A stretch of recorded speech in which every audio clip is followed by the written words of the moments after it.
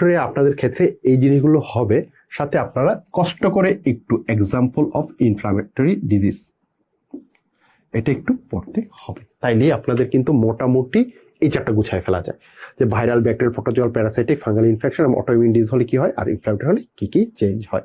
অবশ্যই অবশ্যই অবশ্যই পড়ে যাবেন, না পড়ে যাবেন না পরীক্ষার হলে, নিশ্চিত থাকেন সে পরীক্ষার হলে এই চার থেকে আপনার একটা কোশ্চেন আসতেছে। ওকে, তারপরে আসি আমাদের প্যানসাইটোপেনিয়া। কারো প্যানসাইটোপেনিয়া কি কারণে হতে পারে? আমাদের প্যানসাইটোপেনিয়া মানে হচ্ছে কারো আরবিসি, ডাব্লিউসি, প্লাটি তিনটাই একসাথে যদি না আসে। কখন আসবে না? যদি তার উৎপাদনের জায়গায় সমস্যা হয়। মানে আমাদের বোন মেরো কোথা থেকে আমাদের হচ্ছে red cell, white cell, platelet কোথা থেকে তৈরি হয়? মেনলি তৈরি হয় বোন মেরো থেকে, তাই তো? যদি বোন মেরোতে সমস্যা হয়, যদি বোন মেরোতে কনজেনিটাল কোনো সমস্যা, বা যদি ওই বোন মেরোতে যদি কোনো কারণে ম্যালিগন্যান্ট সেলকে বসে থাকে, তখন দেখা যায় ওইখান থেকে আরবিসি, ডাব্লিউসি, প্লাকেট আসতে পারে না, ফলে তার প্যানসাইটোপেনিয়া হয়। তাহলে হচ্ছে বোন মেরো যদি কারো ফেইলিওর হয়, সেই ক্ষেত্রে আমরা এটা পেতে পারি যে হাইপোপ্লাস্টিক এনিমিয়া হয়। এছাড়াও যদি ইনফিলট্রেশন বা ম্যালিগন্যান্সির ক্ষেত্রেও তার প্যানসাইটোপেনিয়া, যেমন হচ্ছে লিউকোমিয়া, মাইলোমা, লিম্ফোমা, কার্সিনোমা, এইগুলো হচ্ছে কি করে বোন মেরোর জায়গায় গিয়ে বসে থাকে, ফলে ওই বোন মেরো ঠিকঠাক ভাবে অ্যাক্টিভলি কাজ করতে পারে না, ফলে আমরা কি পাই? প্যানসাইটোপেনিয়া। এছাড়াও যদি কারো মেগালোব্লাস্টিক এনিমিয়া হয়ে থাকে, তার ক্ষেত্রে আমরা কি পাই? প্যানসাইটোপেনিয়া, যেটা কিনা আমি আপনাদের স্টেম সেল যখন পড়াচ্ছিলাম তখনই কিন্তু এই ব্যাখ্যা দিয়েছিলাম যে মেগালোব্লাস্টিক এনিমিয়া বা B12 ফলিক অ্যাসিড ডেফিসিয়েন্সির কারণে আমাদের এই প্যানসাইটোপেনিয়া পাই। এছাড়াও হচ্ছে পেরিফেরাল পুলিং এর ক্ষেত্রে, হাইপারস্প্লিনিজমের ক্ষেত্রে আমরা দেখতে পাই কি হয়? তাদের প্যানসাইটোপেনিয়া হয়ে থাকে, এবং এটা একটা ট্রিপল স্টার। এখান থেকে আমাদের কোশ্চেন মাঝামাঝি আসে। এখন প্যানসাইটোপেনিয়া তো হচ্ছে আমাদের আরবিসি, ডাব্লিউসি, প্লাকেট থাকে না, তো এর মধ্যে প্লাকেট না থাকে তাকে কি বলে আমরা? শুধু থ্রম্বোসাইটোপেনিয়া। তাহলে কি আমরা বলতে পারি প্যানসাইটোপেনিয়া যেই কারণে হয় সেই কারণে থ্রম্বোসাইটোপেনিয়া হতে পারে? বলতে পারি না, কারণ থ্রম্বোসাইটোপেনিয়ার কারণগুলো আমাদের ইনফিনিটি স্ট্যাম পরীক্ষার হলে অনেক আসে। এটা আমরা যখন সামনে পড়ব তখন আপনাদেরকে ব্যাখ্যা দেব। ওকে, তারপরে আসেন লিউকোময়েড রিয়াকশন নিয়ে আমরা কথাবার্তা বলবো। আমাদের লিউকোময়েড রিয়াকশন আমাদের লেকচার শিটে 55 নম্বর পেজ আছে। নর্মালি আমাদের ডাব্লিউবিসি কাউন্ট কত হয়? টোটাল ডাব্লিউবিসি কাউন্ট সাধারণত বিভিন্ন ল্যাবে বিভিন্ন রকম, 4000 থেকে 11000 নর্মাল হতে পারে। যদি কারো 11000-এর চেয়ে বেশি হয় তখন তাকে কি বলে? যদি কারো 50,000-এর বেশি হয় ডাব্লিউবিসি তখন তাকে কি বলে? যদি কারো 1 লাখের চেয়ে বেশি হয় ডাব্লিউবিসি কাউন্ট তখন তাকে কি বলে? এই জিনিসটা একটু আমাদের জানতে হবে। সাধারণত কারো 11,000-এর চেয়ে যদি বেশি হয় তাকে বলি আমরা তার সেপসিস হয়েছে। যদি কারো 50,000-এর বেশি হয় তাকে বলি আমরা তার লিউকোময়েড রিয়াকশন তার হয়েছে। আর যদি কারো 1 লাখের বেশি হয়, সাথে তার 30%-এর চেয়ে বেশি ব্লাস্ট সেল বা ইমমেচিউর সেল বা ম্যালিগন্যান্ট সেল বা প্লাজমা সেল হয়ে থাকে, 1 লাখের বেশি প্লাস 30%-এর চেয়ে বেশি এর মধ্যে blast cell, immature cell, malignant cell বা প্লাজমা সেল থাকে, তখন তাকে তার বলি কি হয়েছে? লিউকেমিয়া। ইনফিনিটি স্টার সংজ্ঞা, ঠিক আছে? যেটা কিনা আমাদের হচ্ছে একেবারে দেয়া আছে যে 55 নম্বর পেজের যে বক্সটা দেওয়া আছে লিউকোমিয়া রিয়াকশন, লিউকোমিয়ার পার্থক্য, তার ঠিক আগে লিউকোমিয়াতে হচ্ছে 30% বেশি ব্লাড সেল থাকে, ঠিক আছে? তখন তাকে আমরা লিউকোমিয়া আসলে বলে থাকি। আর হচ্ছে 50,000-এর চেয়ে বেশি যদি টোটাল ডাব্লিউবিসি কাউন্ট থাকে তাকে বলে আমরা লিউকোময়েড রিয়াকশন। এবং লিউকোময়েড রিয়াকশন আমাদের দুই ভাগে ভাগ করি কি কি? একটা হচ্ছে মাইলয়েড আর একটা হচ্ছে লিম্ফয়েড।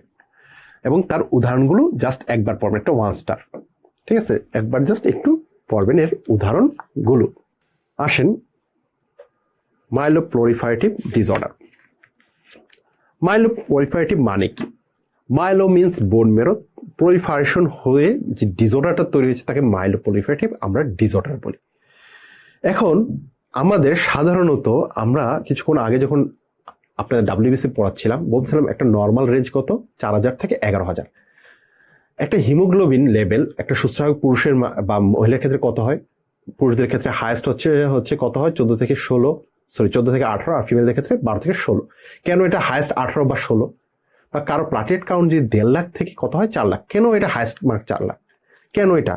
কারণ দেখা যায় যে আমাদের শরীরে কিছু জিন আছে যে কিনা এই হাইয়েস্ট মার্কগুলো নিয়ন্ত্রণ করে।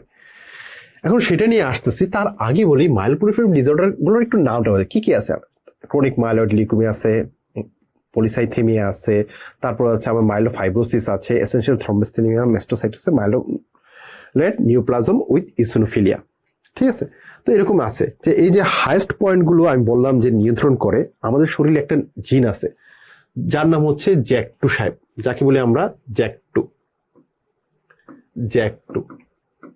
এই জ্যাক2 সাহেব আমাদের হিমোগ্লোবিনের যে হাইয়েস্ট পয়েন্ট 16 বা 18 এটাকে ঠিক করে, বা আমাদের টোটাল ডাব্লিউবিসি কাউন্ট হাইয়েস্ট 11,000 বা আমাদের 4 লাখ হবে প্লাটেট কাউন্ট, এটাকে সে আসলে নিয়ন্ত্রণ করে।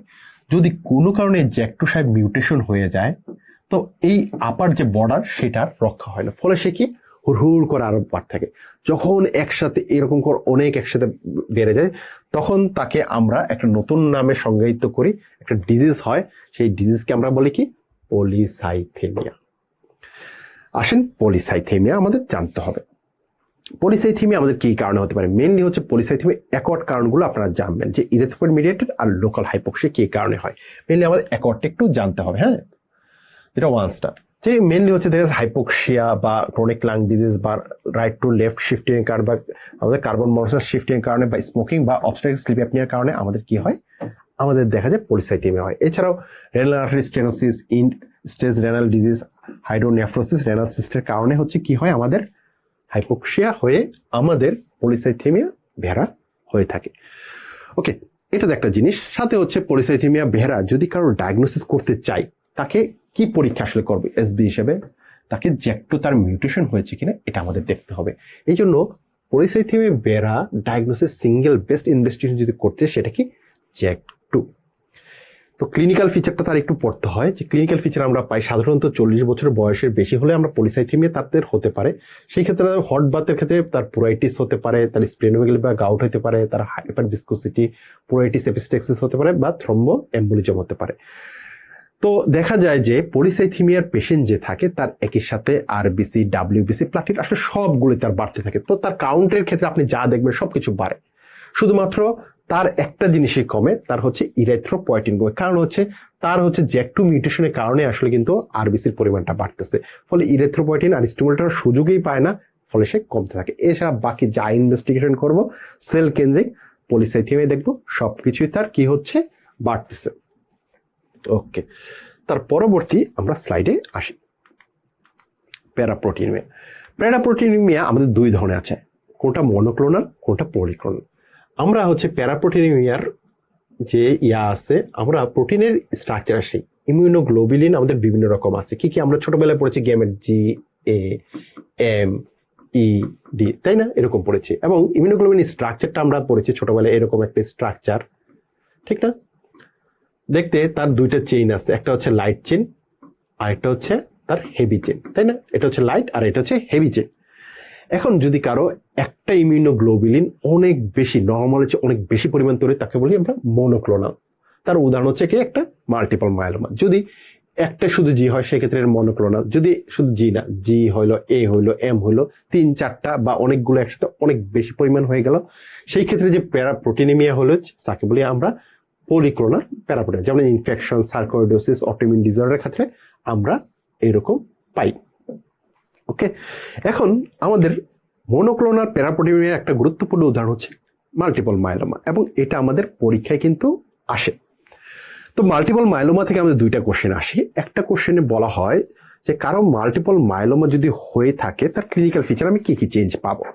আরেকটা কোশ্চেন আসে যে কারো মাল্টিপল মাইলোমা হয়েছে, তার রেনাল ফেলিউর কি কি কারণে হতে পারে। এই দুইটা জিনিস আমরা ছবি থেকেই পড়তে পারি। যে হয় কি আসলে মাল্টিপল মাইলোমা আসলে হয় কি? মাল্টিপল মাইলোমায় দেখা যায় প্যারাপ্রোটিন বেড়ে যায়। তো প্যারাপ্রোটিন যখন বেড়ে যায় তখন আমাদের শরীরের একটা সেল আছে যাকে বলে আমরা রিমডেলিং সেল, যে বোনসকে রিমডেল করে সুন্দর করে, এবং সাথে সাথে সে আমাদের আসলে হাড়ের ক্ষয়ও করে, তাকে বলি আমরা অস্টিওক্লাস্ট। তাও দেখা যায় এই অস্টিওক্লাস্টের অ্যাক্টিভিটি যেটা আছে প্যারাপ্রোটিন বেড়ে যাওয়ার কারণে এটাও বেড়ে যায়। ফলে এই প্যারাপ্রোটিনের কারণে, অস্টিওক্লাস্টিক অ্যাক্টিভিটির কারণে আমাদের বোনসগুলোর মধ্যে বারবার হচ্ছে সে ভাঙতে থাকে, এবং ভাঙার ফলে এখানে যে আমাদের অনেক ক্যালসিয়াম ছিল সেটা বাইরে চলে আসে, ফলে আমরা সিরামে দেখি তার অনেক বেশি ক্যালসিয়াম বা হাইপার ক্যালসিমিয়া হয়। এছাড়াও যেহেতু এই অস্টিওক্লাস্টিক অ্যাক্টিভিটির কারণে বোনসের বোন মেরোগুলো সে ভেঙে ফেলতেছে, তো এই বোন মেরো থেকে আমাদের তো ব্লাডের 3টা গুরুত্বপূর্ণ কম্পোনেন্ট আসে, red cell, white cell, platelet, তাই না? তাহলে 3টা তো আসতে পারতেছে না, তাহলে কি হবে আমার তার সেই ক্ষেত্রে? ফলে এই 3টা যখন একসাথে না আসে, red cell, white cell, platelet, red cell না আসার কারণে এনিমিয়া, প্লাকেট না আসার থ্রম্বোসাইটোপেনিয়া, হোয়াইট সেল না আসার কারণে আমাদের লিউকোপেনিয়া, বা একত্রে 3টা কমে যাওয়ার কারণে প্যানসাইটোপেনিয়া হচ্ছে, তাই তো? তো এবং এই যে বারবার অস্টিওক্লাস্টিক অ্যাক্টিভিটির কারণে এই বোনসটা বারবার ক্ষয়প্রাপ্ত হচ্ছে, তার বোন মেরো বারবার ক্ষয়প্রাপ্ত হচ্ছে, সেটা যখন আপনি এক্সরে করবেন, সেই এক্সরেতে দেখবেন যে তার মাঝখানটা ঠিক ফাঁকা হয়ে গেছে এবং দুই পাশটা খুব উজ্জ্বল দেখা যাচ্ছে, যাকে আমরা আদর করে বলি তার লাইট ইক্লিশন হয়েছে। তো একজন মাল্টিপল মাইলোমা পেশেন্ট হলে এই হচ্ছে আপনি ইনভেস্টিগেশনের জিনিসগুলো পাবেন, যে তার এক্সরে করলে তার মধ্যে একটা লাইট ইক্লিশন পাবেন, তার প্যারাপ্রোটিনের পরিমাণ বেশি পাবেন, তার মধ্যে এনিমিয়া পাবেন, তার মধ্যে প্যানসাইটোপেনিয়া পাবেন, তার সাথে হাইপার ক্যালসেমিয়া পাবেন। তো এই ক্লিনিক্যাল ফিচারগুলো আমরা পাবো। সাথে তার কি পাবো? তার রেনাল ফেইলরও হয়েছে। তার কি হয়েছে? তার রেনাল ইম্পেয়ারমেন্ট হয়েছে। এখন এই যে অনেক প্যারাপ্রোটিন হয়ে গেল, এই অনেক ক্যালসিয়াম হয়ে গেল তার শরীরে, কি করবে সে? সে করবে তো তার শরীর থেকে সে চেষ্টা করবে, একটা সুস্থ স্বাভাবিক মানুষ চেষ্টা করবে কি, বা একজন মানুষ চেষ্টা করবে হোমিওস্ট্যাসিস বা বডি সিস্টেমটা মেনটেন করার জন্য। তো চেষ্টা করে মানুষ এই প্যারাপ্রোটিন অনেক হয়েছে, এই ক্যালসিয়াম অনেক হয়ে গেছে, আমার শরীর থেকে বের করতে চাই। বের করার মাধ্যমটা কি শরীরের? বের করার মাধ্যম হচ্ছে কিডনি। তো কিডনি দিয়ে যখন সে বের করে দিতে চায়, সাপোজ দ্যাট আপনি যে বাসায় বসে আমার এই কথাটা শুনতেছেন, সেই বাসায় যে দরজা, সেই দরজা দিয়ে এট এ টাইম যদি একজন বের হয় তার ইফেক্ট কি, আর একসাথে যদি 100 জন বের করতে হয় তাহলে কি হয়?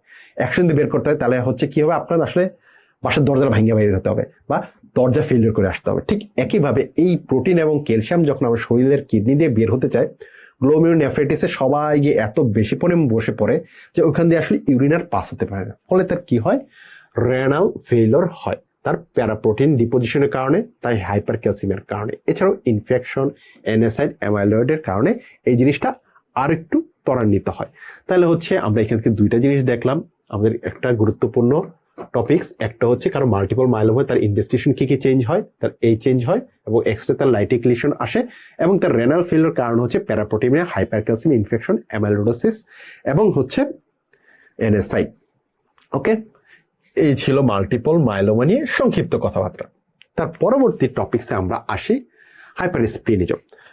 হাইপারস্প্লিনিজমের যে টপিকস, এখান থেকে হচ্ছে হাইপারস্প্লিনিজম কি কি কারণে হয়, এই কজগুলো একবার একটু রিডিং পড়বেন। এটা কিন্তু আমাদের পরীক্ষায় আসছে, আমি ফার্স্টে আপনাদের একটা কোশ্চেন দেখেছিলাম হাইপারস্প্লিনিজমের কি কারণ, ঠিক আছে, যেটা আমাদের আছে। এবং আপনার লেকচার শিটে আসেন, যে লেকচার শিটে একটা জিনিস আমাদের একটু পড়তে হবে, যেটা হচ্ছে 63 নম্বর পেজের নিচে দেয়া আছে। তো 63 নম্বর পেজের নিচে আসলে কি দেয়া আছে এটা একটু আপনারা আসেন, যে দেয়া আছে যে কারো যদি হয় যে আমাদের স্প্লিনিকটমি করতে হয়, ঠিক আছে, তো স্প্লিনিকটমি যদি কারো করতে হয় সেক্ষেত্রে তাকে হচ্ছে আমাদের কিছু ভ্যাকসিন দিতে হয়। কি কি ভ্যাকসিন দিতে হয়? তাকে নিউমোকক্কাল ইনফেকশনের যেন না হয় সেই জন্য তাকে ভ্যাকসিন দিতে হয়। তাকে হচ্ছে ইনফ্লুয়েঞ্জা প্রিভেন্ট করার জন্য এবং ইনফ্লুয়েঞ্জা প্রিভেন্ট করার জন্য তাকে ভ্যাকসিন দিতে হয়, যেটা সেকেন্ড হচ্ছে আমাদের প্যারাগ্রাফ সেখানে দেয়া আছে, যেটা আমাদের কোশ্চেন হিসেবে এসেছিল। এছাড়াও স্প্লিনিকটমি কি কারণে আমাদের হতে পারে ইন্ডিকেশন, এটা একবার রিডিং করবেন, 2টা 1 স্টার। হ্যাঁ, স্প্লিনিকটমি আমাদের কি কারণে ইন্ডিকেশন অফ স্প্লিনিকটমি জাস্ট একবার পড়বেন। ওকে, আসেন লিউকোমিয়া। লিউকোমিয়া যেটা হচ্ছে আমাদের লিউকোমিয়া মেনলি কি, কাকে বলি আমরা তো সংজ্ঞা আগেই পড়েছি, যে যদি কারো টোটাল ডাব্লিউসি কাউন্ট 1 লাখের বেশি হয় এবং হচ্ছে তার 30%-এর বেশি হচ্ছে তার ব্লাড সেল থাকে বা ইমেচিউর সেল থাকে, তাকেই আমরা বলতেছি কি তার লিউকোমিয়া হয়েছে। এখন হচ্ছে কারো যে লিউকোমিয়া যে হয়েছে, এটা লিউকোমিয়া হওয়ার কি কি কারণ থাকতে পারে, রিস্ক ফ্যাক্টর অফ লিউকোমিয়া। তো এটা একবার কোশ্চেন হিসেবে এসেছে আমাদের পরীক্ষায়, কি কারণে আমাদের লিউকোমিয়া হতে পারে। যদি কারো রেডিয়েশন অনেক দিন আয়োনাইজিং রেডিয়েশনের মধ্যে কাজ করে, বা কেউ যদি সাইটোটক্সিক ড্রাগগুলো নিতে থাকে, বা কারো যদি রেট্রোভাইরাসের ইনফেকশন হয় কারো যদি, বা কারো যদি জেনেটিক কোনো কারণ থেকে বা ইমিউনোলজিক্যাল কারণেও আমাদের হতে পারে। আসলে কোশ্চেন একবার এসেছিল যে রিস্ক ফ্যাক্টর অফ লিউকোমিয়া, এই ক্ষেত্রে হচ্ছে আমাদের কিন্তু হেডিং গুলো আসছিল, ভেতরে গুলো আসে নাই। তবুও হচ্ছে আপনি হেডিংটা তো অবশ্যই ভালো করে পড়বেন, সাথে হচ্ছে ভিতরে বর্ণনাটা একবার রিডিং করে পড়লেই এটা এনাফ আপনাদের জন্য, আর বেশি কিছু লাগবে না এখান থেকে আমাদের। তারপরে আসেন আমাদের যে লিউকোমিয়া আছে, একুট লিউকোমিয়াকে আমরা দুই ভাগে ভাগ করি। কাকে বলছে আমরা একুইড মাইলোব্লাস্টিক, কাকে বলছে একুট লিম্ফোব্লাস্টিক লিউকোমিয়া, এই দুইটার পার্থক্য। এটা থেকে আসলে কখনোই আমাদের আসলে পরীক্ষায় কোশ্চেন আসে নাই, এই জন্য আসলে এটা আমি খুব একটা জোর দেই না। আমি বলি জাস্ট একবার রিডিং পড়েন, এটা হচ্ছে আপনার মোর দেন এনাফ। আবার হচ্ছে সিএমএল সিএল এর পার্থক্য, এটা আসলে আমাদের কখনো পরীক্ষায় আসে নাই, দুইটা কখনোই আসে না আমাদের পরীক্ষায়, ঠিক আছে। তাও হচ্ছে এখন থেকে আসলে আপনাদের প্রায় 8-9 বছর আগে একবার আসছিল সিএমএল, ঠিক আছে। সিএমএল কোন কোন জেনেটিক্স এর কারণে যে হচ্ছে যে ইয়াটা আছে, যে 22 এবং 9 নাম্বার জিনের অল্টারেশনের কারণে হচ্ছে আমাদের সিএমএল হয়। এইভাবে একটা কোশ্চেন আসছিল, সেটা আছে এখন থেকে আরো 8 বছর আগে, জাস্ট ওই একটা কোশ্চেন, এছাড়া কখনো এখান থেকে আসলে আর কোনো কোশ্চেন আসেনি। আসেন লিম্ফোমাতে, ঠিক আছে। লিম্ফোমাতে লাস্ট হচ্ছে আমাদের যে রেসিডেন্সি পরীক্ষাটা হলো, তো ওইখানে আমাদের একটা কোশ্চেন এসেছিল। আপনারা আসেন 69 নাম্বার পেজে, 69 নাম্বার পেজে আসেন। এটা মনে হয় আমার স্লাইড একটু মিস গিয়েছে, একটু আমাদের 69 নাম্বার পেজে একটু আসতে হবে। যে কারো হজকিং লিম্ফোমার ক্লাসিফিকেশন যেটা আছে না, এটা আমাদের কিন্তু লাস্ট রেসিডেন্সে এসেছে। যে কোশ্চেন এসেছিল যে সবচেয়ে commonest type of Hodgkin lymphoma কোনটা, আসেন 69 নাম্বার দেখেন। নোডিউলার স্ক্লেরোসিং যে লিম্ফোমাটা আছে সেটা হচ্ছে আমাদের সবচেয়ে কমনেস্ট। তারপরে তাছাড়া আমাদের আসলে কয় ধরনের হজকিং লিম্ফোমা হয়, সাধারণত 2 ধরনের, একটা নোডিউলার, একটা হচ্ছে ক্লাসিক্যাল। ক্লাসিক্যালের মধ্যে 4টা, নোডিউলার, মিক্সড লিম্ফোসাইট আর লিম্ফোসাইট ডিপ্লেটেড, একটা রিচ একটা ডিপ্লেটেড। এর মধ্যে সবচেয়ে কমনেস্ট হচ্ছে নোডিউলার স্ক্লেরোসিং। আমাদের এসেছিল ক্লাসিফিকেশনটা। তো লিম্ফোমা আসলে কাকে বলে? লিম্ফোমা মিন্স লিম্ফ নোড, ওমা মিন্স তার সংখ্যাটা বেড়ে যায়। লিম্ফ নোড, পালপেবল লিম্ফ নোডের সংখ্যা যদি অনেক সংখ্যায় বেড়ে যায় তাকে বলি কি আমরা লিম্ফোমা। লিম্ফোমা আবার দুই ভাগে আমরা ভাগ করি, একটা হচ্ছে হজকিং আর একটা হচ্ছে নন হজকিং লিম্ফোমা। যেটা তার পার্থক্যটা আসলে আছে, এটা আমাদের মেনলি পড়তে হয়। দেখা যায় কি হজকিং লিম্ফোমা কাকে বলি? যদি দেখা যায় যে কারো হচ্ছে লিম্ফ নোডটা যে বাড়তেছে, একটা সিঙ্গেল চেইন, সার্ভাইকাল চেইন বা শুধু একটা এক্সিলারি চেইন ধরে 4-5টা একসাথে বেড়ে যায়, তখন আমরা তাকে বলি হজকিং।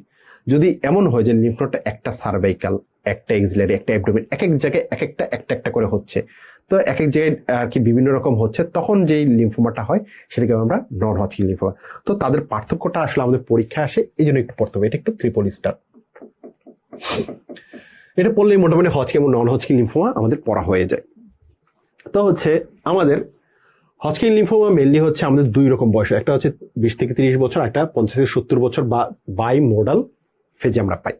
আরেকটা হচ্ছে নন হজকিং লিম্ফোমা, যেটা হচ্ছে মেনলি অ্যাডাল্টদের আমরা পাই 65 থেকে 70 বছরের বয়সে পাই। মেনলি হচ্ছে আমি বলেছি হজকিং লিম্ফোমা একটা ইউনিফোকাল বা একটা সিঙ্গেল হচ্ছে লিম্ফেটিক্সের যে চেইন সেটা মেনটেন করে, আর এটা হচ্ছে মাল্টিসেন্ট্রিক বা বিভিন্ন জায়গায় বিভিন্নটা লিম্ফ নোডকে অ্যাটাক করে, একটা সার্ভাইকাল, একটা এক্সিলারি, একটা অ্যাবডোমেন, একটা ইনগুইনাল, বিভিন্ন জায়গায় বিভিন্ন। কেন এরকম হয়? কারণ হচ্ছে এটা ইউনিফোকাল থাকার কারণ হচ্ছে এটা দেখা যায় আমাদের লিম্ফোসাইটের মাধ্যমে স্প্রেড করে, কিন্তু এটা মাল্টিসেন্ট্রিক হওয়ার কারণ কি? কারণ এই যে নন হজকিং লিম্ফোমার যে জীবাণুটা সেটা হচ্ছে আমাদের সাধারণত সে কি দ্বারা স্প্রেড করে? ব্লাড দ্বারা স্প্রেড করে, আর এটা হচ্ছে কন্টিগিউটি মেনটেন করে। এই জন্য সে যখন এরকম ভাবে আসলে স্প্রেড করে, সে খুব দ্রুত স্প্রেড করে, খুব খারাপ ভাবে যায়, ফলে তার দেখা যায় হচ্ছে তার হচ্ছে এটা ডায়াগনোসিস করা খুব আর্লি হয়, কিন্তু এটা খুব লেটে করা যায়, এবং এটা আর্লি করার কারণে, আর্লি ট্রিটমেন্ট দেওয়ার কারণে এটার কিউর রেট ভালো, কিন্তু এটা অনেক লেটে করার কারণে তার কিউর রেটটা খুবই খারাপ এবং ফেটটাও খুব খারাপ। এখন এত তো গেল তার ট্রিটমেন্ট, ক্লিনিক্যাল ফিচার, এটা সেটা, কিন্তু আমি আসলে তাকে এত লিম্ফোমাকে আপনি ক্লিনিক্যালি ডায়াগনোসিস করেন, এখন ইনভেস্টিগেশন কোনো কিছুতে আমি তাকে ডায়াগনোসিস করতে পারি কিনা? হ্যাঁ পারি। কিভাবে পারি? আমরা যে হিস্টোলজির মাধ্যমে একটা স্পেশাল সেল পাই, যেটা দেখতে এরকম 2টা চোখের মতো দেখা যায়, একটা নিউক্লিয়াস একটা সেলের মধ্যে, যাকে আমরা একটা স্পেশাল সেল বলি আলের সেল বা রিড স্টেনবার্গ সেল, বা আরেকটা বলি আওয়েল আই বা পেঁচার চোখের মতো। এইরকম যদি সেল থাকে তাকে বলি আমরা হজকিং লিম্ফোমা হয়েছে, আর যদি না থাকে সেই ক্ষেত্রে তাকে বলি তার কি হয়েছে? নন হজকিং লিম্ফোমা হয়েছে। তাহলে এখান থেকে মেনলি আমরা কি কি পড়লাম? মেনলি পড়লাম কোন এজ, লিম্ফ নোড ইনভলভমেন্ট, তার কিভাবে স্প্রেড করে, কার প্রগনোসিস কেমন, সে কত দ্রুত স্প্রেড করতে পারে, তার হিস্টোলজি আমরা কিভাবে করি, এবং এসবি হিসেবে এই রিড স্টেনবার্গ সেল কিন্তু আমাদের পরীক্ষায় এসেছে, অতএব এটা একটু ভালো করে পড়তে হবে। এখন আমরা একটা গুরুত্বপূর্ণ টপিকস নিয়ে পড়বো। আমি শুরুতেই বলেছিলাম যে আমাদের হচ্ছে 5টি টপিকস নিয়ে পড়াশোনা করছি আমরা। 5টি টপিকসের মধ্যে অলরেডি আপনাদেরকে physiology, red blood cell, white blood cell পড়ে গেছে এবং প্লাটেলেট থেকে কিন্তু প্রতি বছর আমাদের 2 থেকে 3টি কোশ্চেন আসে। তো সেই প্লাটেলেট নিয়ে আমরা পড়বো। তো প্লাটেলেটটার জন্য যেটা পড়বো তার শুরুতেই হচ্ছে আমরা একটা প্লাটেলেটের স্ট্রাকচার নিয়ে আসলে পড়াশোনা করবো, যেটা আমাদের লেকচার শিটের হচ্ছে 73 নম্বর পেজে আছে। ঠিক আছে, এই স্ট্রাকচারটার সাথে একটা রেড সেলের সিমিলারিটি আছে, আবার কিছু ডিসিমিলারিটি আছে। কোনটা সিমিলারিটি কোনটা ডিসিমিলারিটি এটা আমাদের একটু জানতে হবে। একটা আদর্শ কোষের মধ্যে বা সেলের মধ্যে সবকিছু থাকে, নিউক্লিয়াস এটা সেটা মাইটোকন্ড্রিয়া সবই থাকে, কিন্তু প্লাটেলেটের মধ্যে যেরকম আরবিসির ক্ষেত্রে কোনো ধরনের কোনো নিউক্লিয়াস থাকে না, সেম এস প্লাটেলেটের মধ্যেও কোনো ধরনের কোন নিউক্লিয়াস থাকে না, কিন্তু নিউক্লিয়াস ছাড়া তার মাইটোকন্ড্রিয়া বিভিন্ন জিনিসপত্র যা আছে সব থাকে। তো ইন্টারেস্টিং বিষয় যেটা প্লাটেলেটের ক্ষেত্রে, তার মধ্যে কিছু তার সেল সার্ফেস কিছু স্পেশালিটি থাকে। তার সেল সার্ফেসের মধ্যে কিছু ধরনের আমাদের রিসেপ্টর থাকে, তার সেল সার্ফেসে বিভিন্ন ধরনের গ্লাইকোপ্রোটিন থাকে এবং তার মধ্যে কিছু স্পেশাল গ্র্যানিউল থাকে। তো গ্র্যানিউলগুলোর মধ্যে আছে কিছু ডেন্স গ্র্যানিউল আছে, কিছু আলফা গ্র্যানিউল আছে, কিছু ল্যামডা গ্র্যানিউল আছে। তো এই জিনিসগুলো গ্র্যানিউল এবং সার্ফেসে যে রিসেপ্টর আছে তার স্পেশালিটি আছে ফর প্লাটেলেট। কি এই জিনিসগুলো আসলে, তারা কি আসলে স্পেশালিটি? তার স্পেশালিটিটা কি, যে আমাদের প্লাটেলেট আসলে মেইন কাজ কি? প্লাটেলেটের মেইন কাজ হচ্ছে সে আসলে ক্লট ফর্ম করবে, থ্রম্বাস ফর্ম করবে। রক্ত যদি কোথাও দিয়ে আর কি কোনো কারণে বের হতে চায় বা কোনো কারণে নষ্ট হয়ে যেতে চায়, কোনো সার্ফেস কোনো ভেসেল যদি নষ্ট হয়ে যায়, সেখানে ক্লট ফর্ম করা, সেটা রক্তটা যেন নষ্ট না হয়ে যায়, যেন না বের হয়ে যায়, সেই জিনিসটাকে মেনটেন করা হচ্ছে তার কাজ। এখন সেই ক্লট যে আমরা শুরু করব, আমাদের রক্তের মধ্যে তো কিন্তু আছে প্লাটেলেট, কিন্তু সে তো ক্লট ফর্ম করে না। কিন্তু কখন ক্লট ফর্ম করে, সেই জিনিসগুলোর নির্দেশক হিসেবে কাজ করার সময় সেলের এই রিসেপ্টরগুলো, এই প্লাটেলেট গ্লাইকোপ্রোটিনগুলো, এই বিভিন্ন ডেন্স গ্র্যানিউলগুলো, যেগুলো আমাদের পরীক্ষাতে কিন্তু আসে অনেক সামনে, আমি আপনাদেরকে সেগুলো আসলে দেখাবো একটি একটি করে। তারপরে আমরা আসি পরবর্তীতে, যে আমাদের যে প্লাটেলেট আছে, একটি সুস্থ স্বাভাবিক মানুষের শরীরে প্লাটেলেট সংখ্যা থাকে কত? আমরা জানি 1.5 লাখ থেকে 4 লাখ থাকে একটা সুস্থ স্বাভাবিক মানুষের মধ্যে প্লাটেলেট। এই প্লাটেলেট যেটা আছে আমাদের শরীরে, এই 1.5 লাখ থেকে 4 লাখ, তার কিন্তু 75 ভাগ, 60 থেকে 75 ভাগ প্লাটেলেটই কিন্তু কোথায় থাকে? তার সার্কুলেশনে। আর বাকিটুক কোথায় থাকে? আমাদের স্প্লিনের মধ্যে থাকে। এখন এই যে প্লাটেলেট, এই প্লাটেলেটটা আমাদের দেখতে কিরকম? প্লাটেলেটটা সাধারণত ইরেগুলার অথবা ডিসকয়েড শেপে মেনটেন করে, তার মধ্যে কোনো ধরনের কোনো নিউক্লিয়াস থাকে না। আর সে কতদিন বেঁচে থাকতে পারে? 8 থেকে 12 দিন পর্যন্ত সে বেঁচে থাকতে পারে।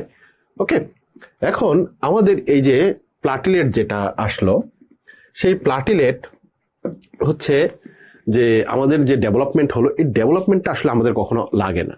কিন্তু আমাদের লাগেটা কি, যে আমাদের রেড ব্লাড সেল হোক, হোয়াইট ব্লাড সেল হোক বা প্লাটেলেটই হোক, তারা সবাই গিয়ে এক জায়গায় হচ্ছে ডিস্ট্রাকশন হয় বা একটা কবরস্থানে গিয়ে তাদের সমাপ্তি হয়, যেটাকে বলে আমরা রেটিকুলো এন্ডোথেলিয়াল সিস্টেম, যার সবচেয়ে বড় একটা অর্গানের নাম হচ্ছে স্প্লিন। তো আমরা বলতে পারি যে আমাদের প্লাটেলেটটা আসলে কোথায় গিয়ে শেষ হয়? রেটিকুলো এন্ডোথেলিয়াল সিস্টেম, স্পেশালি স্প্লিনে গিয়ে সে শেষ হয়। তার পরবর্তীতে আমরা আসি, যে স্লাইডটা আপনাদেরকে দেখাচ্ছি সেটা একটা খুবই গুরুত্বপূর্ণ একটি স্লাইড, যেটা কিনা আমাদের লেকচার শিটের 74 নম্বর পেজে দেওয়া আছে। যে কি আমাদের এই যে প্লাটেলেট আছে, প্লাটেলেট থেকে বিভিন্ন জিনিস সিক্রেট হয়, এবং তার হচ্ছে সেল মেমব্রেন থেকে কিছু সিক্রেট হয়, তার সাইটোপ্লাজম বিভিন্ন ধরনের গ্র্যানিউল আছে সেগুলো থেকে সিক্রেট হয়। যেমন সেল মেমব্রেনে আমাদের বিভিন্ন ধরনের গ্লাইকোপ্রোটিনগুলোর ছবি আপনাকে দেখাচ্ছিলাম যখন আমি প্লাটেলেটের স্ট্রাকচারটা দেখাচ্ছিলাম। সেই গ্লাইকোপ্রোটিন থেকে আমাদের থ্রম্বোক্সেন A2 সাহেব যে আছে সে সিক্রেট করে। এই থ্রম্বোক্সেন A2 আসলে সিক্রেট যে করলে সে আসলে কি ইম্পর্টেন্সটা বহন করে? সে মেইনলি আমাদের যা ইম্পর্টেন্স করে তার মধ্যে দুইটা খুবই গুরুত্বপূর্ণ। একটা হচ্ছে সে আমাদের ভেসেলকে কনস্ট্রিকশনে হেল্প করে, এবং সে হচ্ছে প্লাটেলেট এগ্রিগেশনে সে হেল্প করে। খুবই খুবই গুরুত্বপূর্ণ। দেখেন, থ্রম্বোক্সিন এটা যদি সিক্রেট না হতো, তাহলে হচ্ছে যদি কোথাও দিয়ে রক্ত বের হয়, সাপোজ দ্যাট এটা যদি একটা আপনার ভেসেল হয়, ভেসেল এখান দিয়ে কেটে গেল, এখান দিয়ে রক্ত বের, যদি এটা এখান দিয়ে না নিপিং বা চিকন না হয়ে যেত, তাহলে তো এখান দিয়ে অনেক বেশি রক্ত বের হয়ে যেত। কিন্তু সেই জিনিসটা কন্ট্রোল করার জন্য থ্রম্বোক্সিন এটা। এছাড়াও প্লাটেলেট এখানে যে এসে জমবে, সেই কাজটাও কিন্তু করে এই থ্রম্বোক্সিন A2। তাহলে হচ্ছে আমাদের সেল মেমব্রেন থেকে সিক্রেট হচ্ছে কে? থ্রম্বোক্সিন A2, যা কি করে আমাদের প্লাটির এগ্রিগেশন এবং ভেসোকনস্ট্রিকশনে হেল্প করে। এখন এ তো গেল হচ্ছে আমাদের প্লাটিলেটের মেমব্রেন। এখন হচ্ছে আমাদের সাইটোপ্লাজম যে আছে প্লাটিলেট, এখানে কিছু গ্র্যানিউলের কথা আমি বলেছি। কি গ্র্যানিউল কথা বলেছি ডেন্স গ্র্যানিউলের কথা, বলেছি আলফা গ্র্যানিউলের কথা, বলেছি ল্যামডা গ্র্যানিউলের কথা। এবং আমাদের ডেন্স গ্র্যানিউল থেকে কি কি জিনিস সিক্রেট হয়, এটা কিন্তু আমাদের যে লাস্ট ডিপ্লোমা পরীক্ষাটা হয়ে গেল, সেখানে কিন্তু আমাদের এই কোশ্চেনটা এসেছিল যে সেরোটোনিন, এডিপি, এটিপি এবং ক্যালসিয়াম আমাদের সিক্রেট হয় ডেন্স গ্র্যানিউল থেকে। তো আমাদের একবার এসেছিল কোশ্চেন হিসেবে এরকম ভাবে যে এসবি হিসেবে যে ডেন্স গ্র্যানিউল থেকে কোন ক্লটিং ফ্যাক্টর সিক্রেট হয়। তো কোন ক্লটিং ফ্যাক্টর, আমরা জানি ক্যালসিয়াম হচ্ছে 4 নম্বর ক্লটিং ফ্যাক্টর, সেই 4 নম্বর ক্লটিং ফ্যাক্টরটা হচ্ছে আমাদের সিক্রেট হয় ডেন্স গ্র্যানিউল থেকে। ঠিক আছে, তো এইভাবে এসবি আসতে পারে। তাছাড়াও আমাদের হচ্ছে আলফা গ্র্যানিউল আছে। আলফা গ্র্যানিউলের মধ্যে আছে কি কি আমাদের, আলফা গ্র্যানিউলের মধ্যে factor 5, 13, ফিব্রিনেকটিন, bond Willebrand factor, fibrinogen. তাছাড়াও আছে আমরা platelet factor 4, platelet degraded factor, growth factor. এই কয়েকটা হচ্ছে আমাদের আলফা গ্র্যানিউল থেকে সিক্রেট হয়। এবং সর্বশেষে হচ্ছে ল্যামডা গ্র্যানিউল, যেখান থেকে হচ্ছে আমার অ্যাসিড হাইড্রোলেস সিক্রেট হয়। এবং এই যে কোন কোন জায়গা থেকে কে কে সিক্রেট হয়, এগুলো হচ্ছে ইনফিনিটি স্টার। থ্রম্বোক্সিন A2 হচ্ছে আমাদের হচ্ছে সেল মেমব্রেন থেকে সিক্রেট হয়, সাইটোপ্লাজম থেকে আমাদের সিক্রেট হয়, আলফা, ল্যামডা, ডেন্স গ্র্যানিউল থেকে secreting, ADP, ATP, calcium, alpha granule থেকে platelet degraded, growth factor, platelet factor 4, fibrinogen, বন্ড Willebrand factor, fibronectin, factor 13, factor 5 এবং অ্যাসিড অ্যানহাইড্রাস আমাদের ল্যামডা গ্র্যানিউল থেকে সিক্রেট করে। খুবই খুবই খুবই গুরুত্বপূর্ণ এবং এগুলো হচ্ছে আমাদের পরীক্ষা কিন্তু প্রায় চলে আসে। ওকে, তারপরে আসি আমাদের প্লাটেলেটের ফাংশন কি। আমাদের প্লাটেলেটের মেইন ফাংশন কি, যেটা আমাদের 75 নাম্বার পেজে দেওয়া আছে। মেইনলি আমাদের সে কাজ করে কি, হোমিওস্টেসিস মেইনটেইন, হেমোস্টেসিস করে, মানে হচ্ছে সে ক্লট ফর্ম করার জন্য ভেসোকনস্ট্রিকশন করে, আমাদের প্লাটেলেট প্লাগ করে, সে ব্লাড কোয়াগুলেশনে হেল্প করে, এছাড়াও ক্লট ডিটেকশনে আমাদের হেল্প করে। এছাড়াও সে আরো কিছু জিনিস করে, সে এন্ডোথেলিয়াল সেল যে আছে সেগুলো ফর্মেশনে, তারপরে অ্যান্টিজেন ফাংশন হিসেবে কাজ করে, আর ভাস্কুলার পালমোনিটি বাড়ানোর জন্য হেল্প করে। এটা হচ্ছে আমাদের 2 স্টার। এটা হচ্ছে আপনি একটু পড়েন, কারণ হচ্ছে আমাদের যে ব্লাডের ভিতর কেন হচ্ছে রক্ত জমাট বাঁধে না যে আসে, সেইখান থেকে মাঝে মাঝে অপশন হিসেবে আমার হেমোস্টেসিসের এই অপশনগুলো তুলে দেয়। এই জন্য এটা একটু পড়তে হবে। ঠিক আছে, এই পার্টটুকু আমাদের আবার কোশ্চেন হিসেবে চলে আসে, কোশ্চেনের অংশ হিসেবে, কোশ্চেন হিসেবে আসে না, কিন্তু কোশ্চেনের পার্ট হিসেবে আসে, এই জন্য একটু জানতে হবে। ওকে, আমাদের প্লাটিলেট তো আমার শরীরের মধ্যে আছে, তাই না? প্লাটিলেট আমার শরীরে আছে না?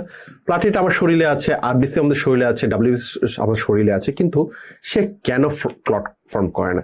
কারণ হচ্ছে তার মধ্যে কিছু জিনিসের ঘাটতি আছে, আবার কিছু জিনিস তার মধ্যে আছে।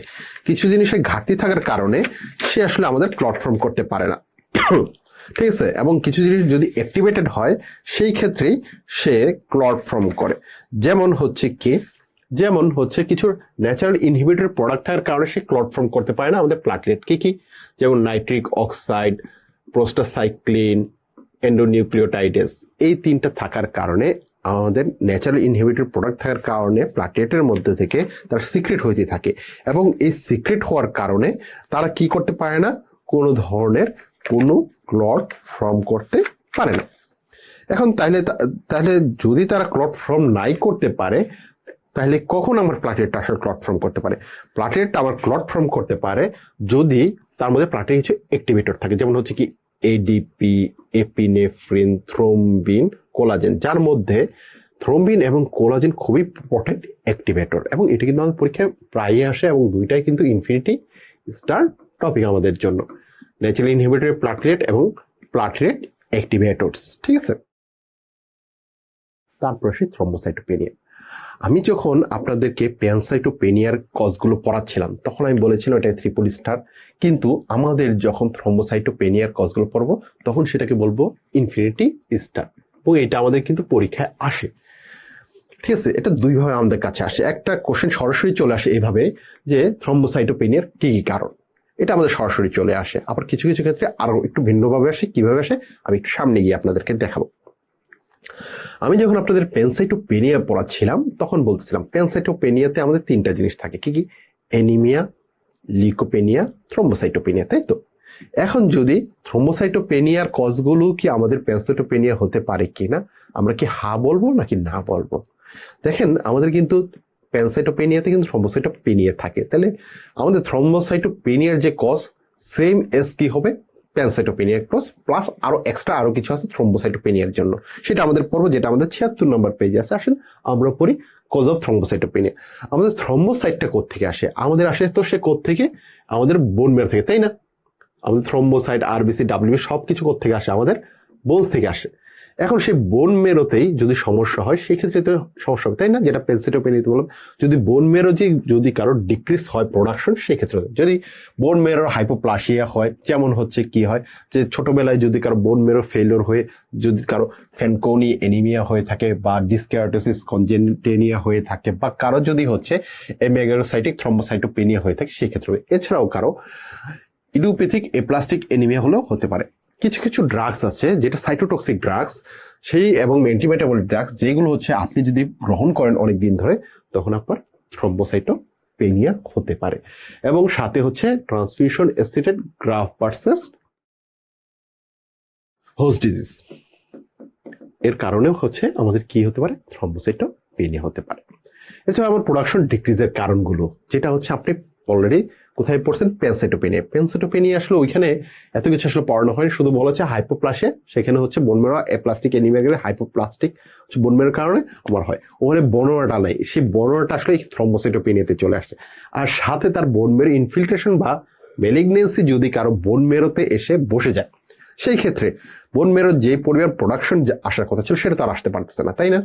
সে যদি না আসতে পারে তখন হচ্ছে সে কি করে থ্রম্বোসাইটোপেনিয়া, যেমন হচ্ছে leukaemia, myeloma, carcinoma, myelofibrosis, osteopetrosis, lysosomal disorder, যেমন হচ্ছে গোসার ডিজিজের ক্ষেত্রে হচ্ছে তার থ্রম্বোসাইটোপেনিয়া হয়, যেটা আমরা অলরেডি প্যানসাইটোপেনিয়াতে পড়েছি। তার সাথে হচ্ছে আমরা আসি পরবর্তী স্লাইডে, যে আমাদের ভিটামিন B12 বা ফলিক অ্যাসিড ডেফিসিয়েন্সি বা মেগালোব্লাস্টিক এনিমিয়ার ক্ষেত্রে আমাদের কি হয়, প্যানসাইটোপেনিয়া হয় বা থ্রম্বোসাইটোপেনিয়া হয়, এবং তার কজটা অলরেডি আমি আপনাদেরকে বলেছি শুরুতেই। সাথে হচ্ছে আমাদের কিছু নতুন হচ্ছে কারণ হচ্ছে যেটা শুধুমাত্র থ্রম্বোসাইটোপেনিয়া করে, যেটা হচ্ছে ফ্যামিলিয়ার থ্রম্বোসাইটোপ্যাথিসের কারণে। মনে রাখবেন যে ফ্যামিলিয়ার থ্রম্বোসাইটোপ্যাথি উদাহরণগুলো মনে রাখবেন যে 3টা করে ওয়ার্ডের যে ডিজিজ গুলো আছে তারা আমাদের ফ্যামিলিয়ার থ্রম্বোসাইটোপ্যাথিস করে। এখানে অ্যাপোস্ট্রোপিয়াসকে আমরা একটা আলাদা ওয়ার্ড হিসেবে চিন্তা করব, যেমন কি এলপোর্ট এস সিনড্রোম, যেমন ফেচার এস সিনড্রোম, যেমন হচ্ছে বার্নার্ড সোলার ডিজিজ, যেমন হচ্ছে মন্ট্রিল প্লাটিলেট সিনড্রোম, যেমন উইসকট এরডিস সিনড্রোম। ঠিক আছে, সবগুলো কিন্তু তিনটা ওয়ার্ড নিয়ে তৈরি, যে ডিজিজগুলো হচ্ছে তারা হচ্ছে ফ্যামিলিয়ার থ্রম্বোসাইটোপ্যাথিস করে আমাদের।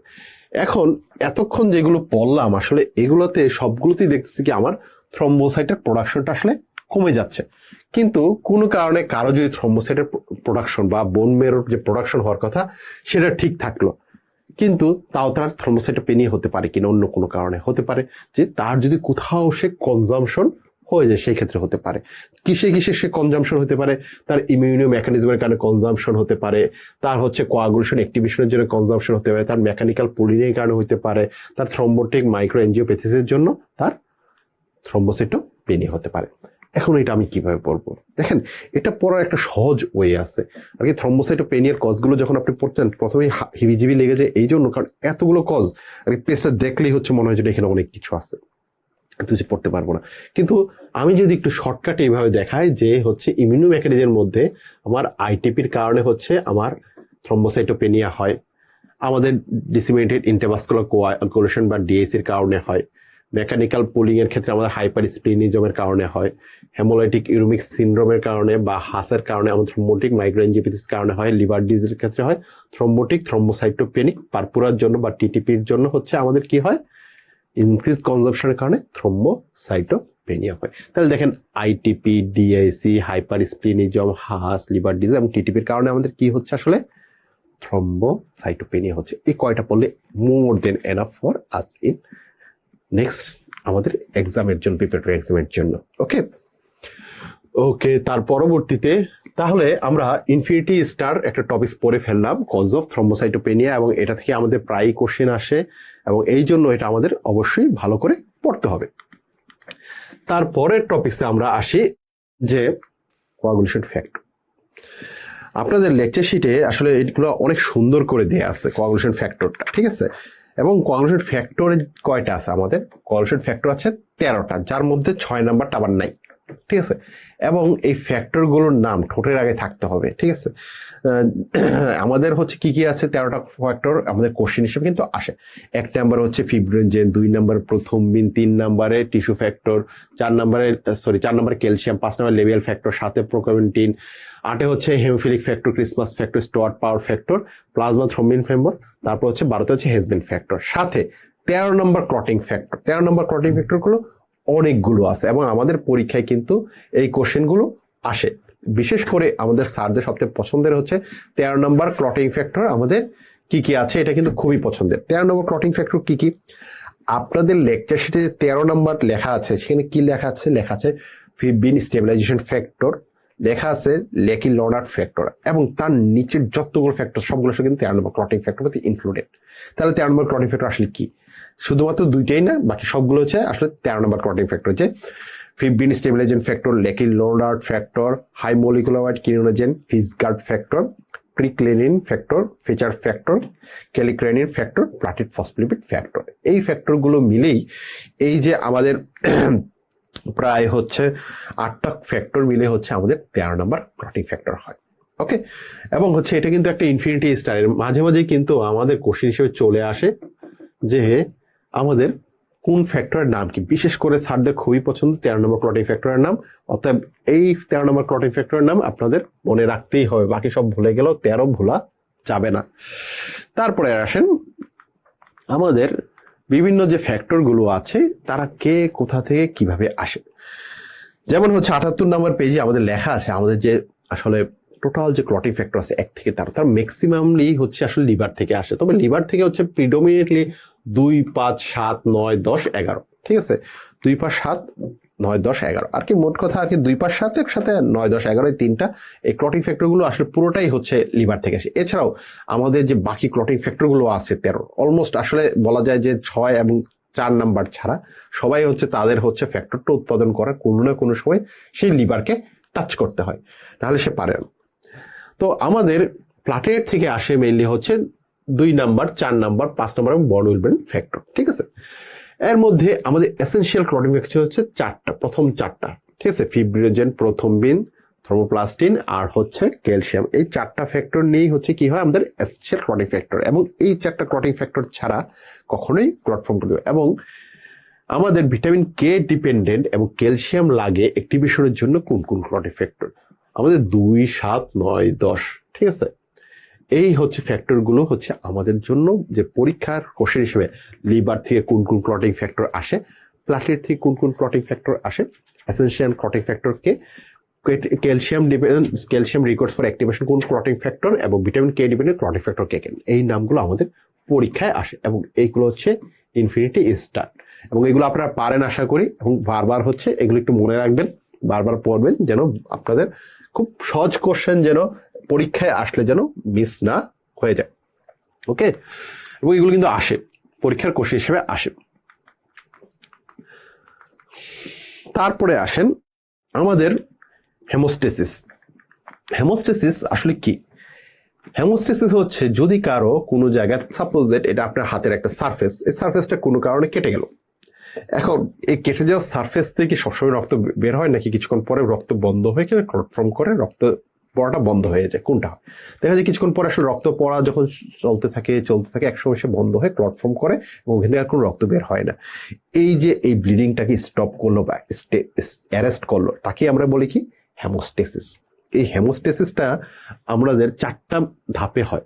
প্রথমে তার ভেসেলিস স্পাজম হয়, তারপর তার প্লাটেলেট প্লাক ফর্ম হয়, তারপর তার ব্লাড কোয়াগুলেশনের লাস্ট হচ্ছে টিস্যু, ফাইব্রাস টিস্যু ফর্ম করে। তো এটার হচ্ছে এই ধাপগুলো যে আছে, এই ধাপগুলো একটু জানলে হচ্ছে আপনাদের জন্য একটু সহজ হয় কি, যে হচ্ছে আপনি হচ্ছে সামনের দিনগুলোতে বুঝতে সহজ হবে। কিন্তু এভাবে ধাপগুলো আসলে আমাদের সরাসরি পরীক্ষায় আসে না, ঠিক আছে। তবে একটু জানার জন্য, একটু বেসিকের জন্য একটু আপনাদের বলে রাখি যে কি হয়। সাপোজ দ্যাট এটা একটা ধরেন একটা সারফেস এবং সারফেসের একটা ভেসেল, তো এই ভেসেলটা কোনো কারণে কেটে গেল, এখান দিয়ে হচ্ছে রক্ত পড়া শুরু হলো, ঠিক আছে, এখান থেকে রক্ত রক্ত বের হয়ে যাচ্ছে। তো এখানে রক্ত যখন বের হবে তখন কি সবসময় রক্ত পড়বে না কি হবে? দেখা যায় যে যে আমাদের নার্ভাস রিফ্লেক্স, লোকাল হরমোন যেমন সেরোটোনিন, এছাড়াও হচ্ছে আমাদের প্রোস্টাগ্ল্যান্ডিন, নাইট্রিক অক্সাইড, হেপারান, এগুলো হচ্ছে রিলিজ হওয়ার মাধ্যমে আমাদের দেখা যায় যে এখানে যে ভেসেল সাহেব থাকে সে এত মোটা না থাকে, সে কি করে, সে হচ্ছে চিকন হয়ে এরকম হয়ে যায়, যাকে বলে আমরা ভাস্কুলার স্পাজম হয়ে যায়। ফলে এখান থেকে যেই পরিমাণ রক্ত আসলে নষ্ট হচ্ছিল, পড়ে যাচ্ছিল, সেই জিনিসটা মিনিমাইজ করে। এইভাবে আমাদের ফার্স্ট স্টেপ হিসেবে ভাস্কুলার স্পাজম করে।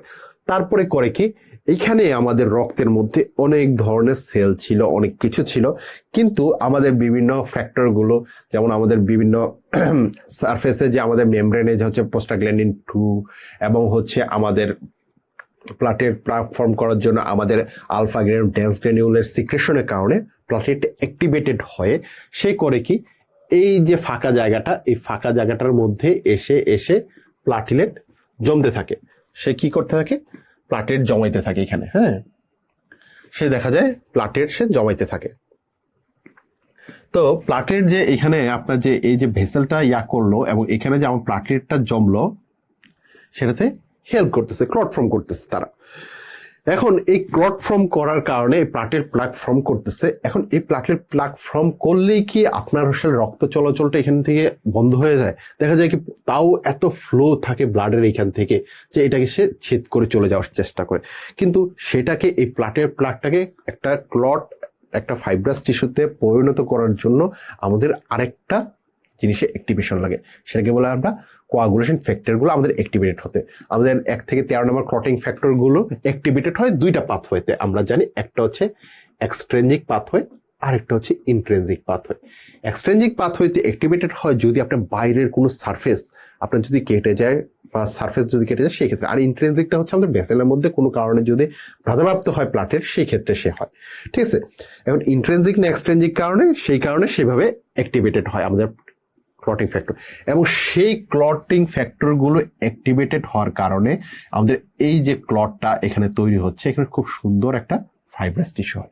এখন এত সুন্দর ফাইব্রাস টিস্যু আপনার যে তৈরি হয়ে গেল, ফাইব্রাস টিস্যু আসার মাধ্যমে ফাইব্রয়েড হয়ে গেল, এবং এইখান দিয়ে দেখা যায় তখন হচ্ছে আর কোনো পরিমাণ কোনো রক্ত যাওয়া কি বের হয়ে যাওয়ার চেষ্টা করতে পারে না, এবং সে সুন্দর করে বাকি পথ দিয়ে চলাচল করে, এবং এইভাবেই হেমোস্টেসিস মেনটেন করে, যেটা কিনা আমাদের চিত্রের সাহায্যে পরবর্তী স্লাইডগুলো দেওয়া যায়। ফার্স্ট হচ্ছে ভাস্কুলার এন্ডোথেলিয়াম এরকম থাকে, যখন এটা ভেঙে যায় তখন হচ্ছে ভাস্কুলার স্পাজম হয়, তারপর হচ্ছে আমাদের প্লাটেটটা আসে অ্যাক্টিভেটেড হয়ে এখানে লাগে, তারপর হচ্ছে আমাদের পাথওয়েটা অ্যাক্টিভেটেড হয়। দেখছি ইন্ট্রিনজিক পাথওয়ে এক্সট্রিনজিক পাথওয়েতে অ্যাক্টিভেটেড করে সে হচ্ছে ক্লট ফর্ম করতেছে, এবং সেই ক্লটটা হচ্ছে ইন্ট্রিনজিক এক্সট্রিনজিক পাথওয়ে দুইভাবেই হতে পারে, দুইভাবেই করে লাস্টে সে ফিব্রিনোলাইসিস করার মধ্যে সুন্দর করে একটা ক্লট ফর্ম করে। এটা হচ্ছে এই চিত্রটা দেয়া আছে, যেটা আপনাদের 18 নম্বর পেজে দেয়া আছে, ঠিক আছে। এখন কারো যদি কোয়াগুলেশন হতে হয়, তারা যদি কোয়াগুলেশন করতে হয়, তাহলে আমরা দেখলাম যে তার জন্য কয়েকটা জিনিস লাগতেছে। কি জিনিস লাগতেছে? তার জন্য টিস্যু ফ্যাক্টর, তার জন্য প্লাটলেট এবং ক্লটিং ফ্যাক্টর, এই তিনটা জিনিস লাগতেছে আমাদের কোয়াগুলেশনের জন্য। এবং সেই কোয়াগুলেশনের যে হচ্ছে ক্লটিং ফ্যাক্টরগুলো, সেগুলো হচ্ছে ইন্ট্রিনজিক পাথওয়ে, এক্সট্রিনজিক পাথওয়েতে হচ্ছে ইন্ট্রিনজিক পাথওয়ে মেইনলি ব্লাড ট্রমার কারণে হয়, আর এক্সট্রিনজিক পাথওয়ে মেইনলি আমাদের টিস্যু ট্রমার কারণে হয়।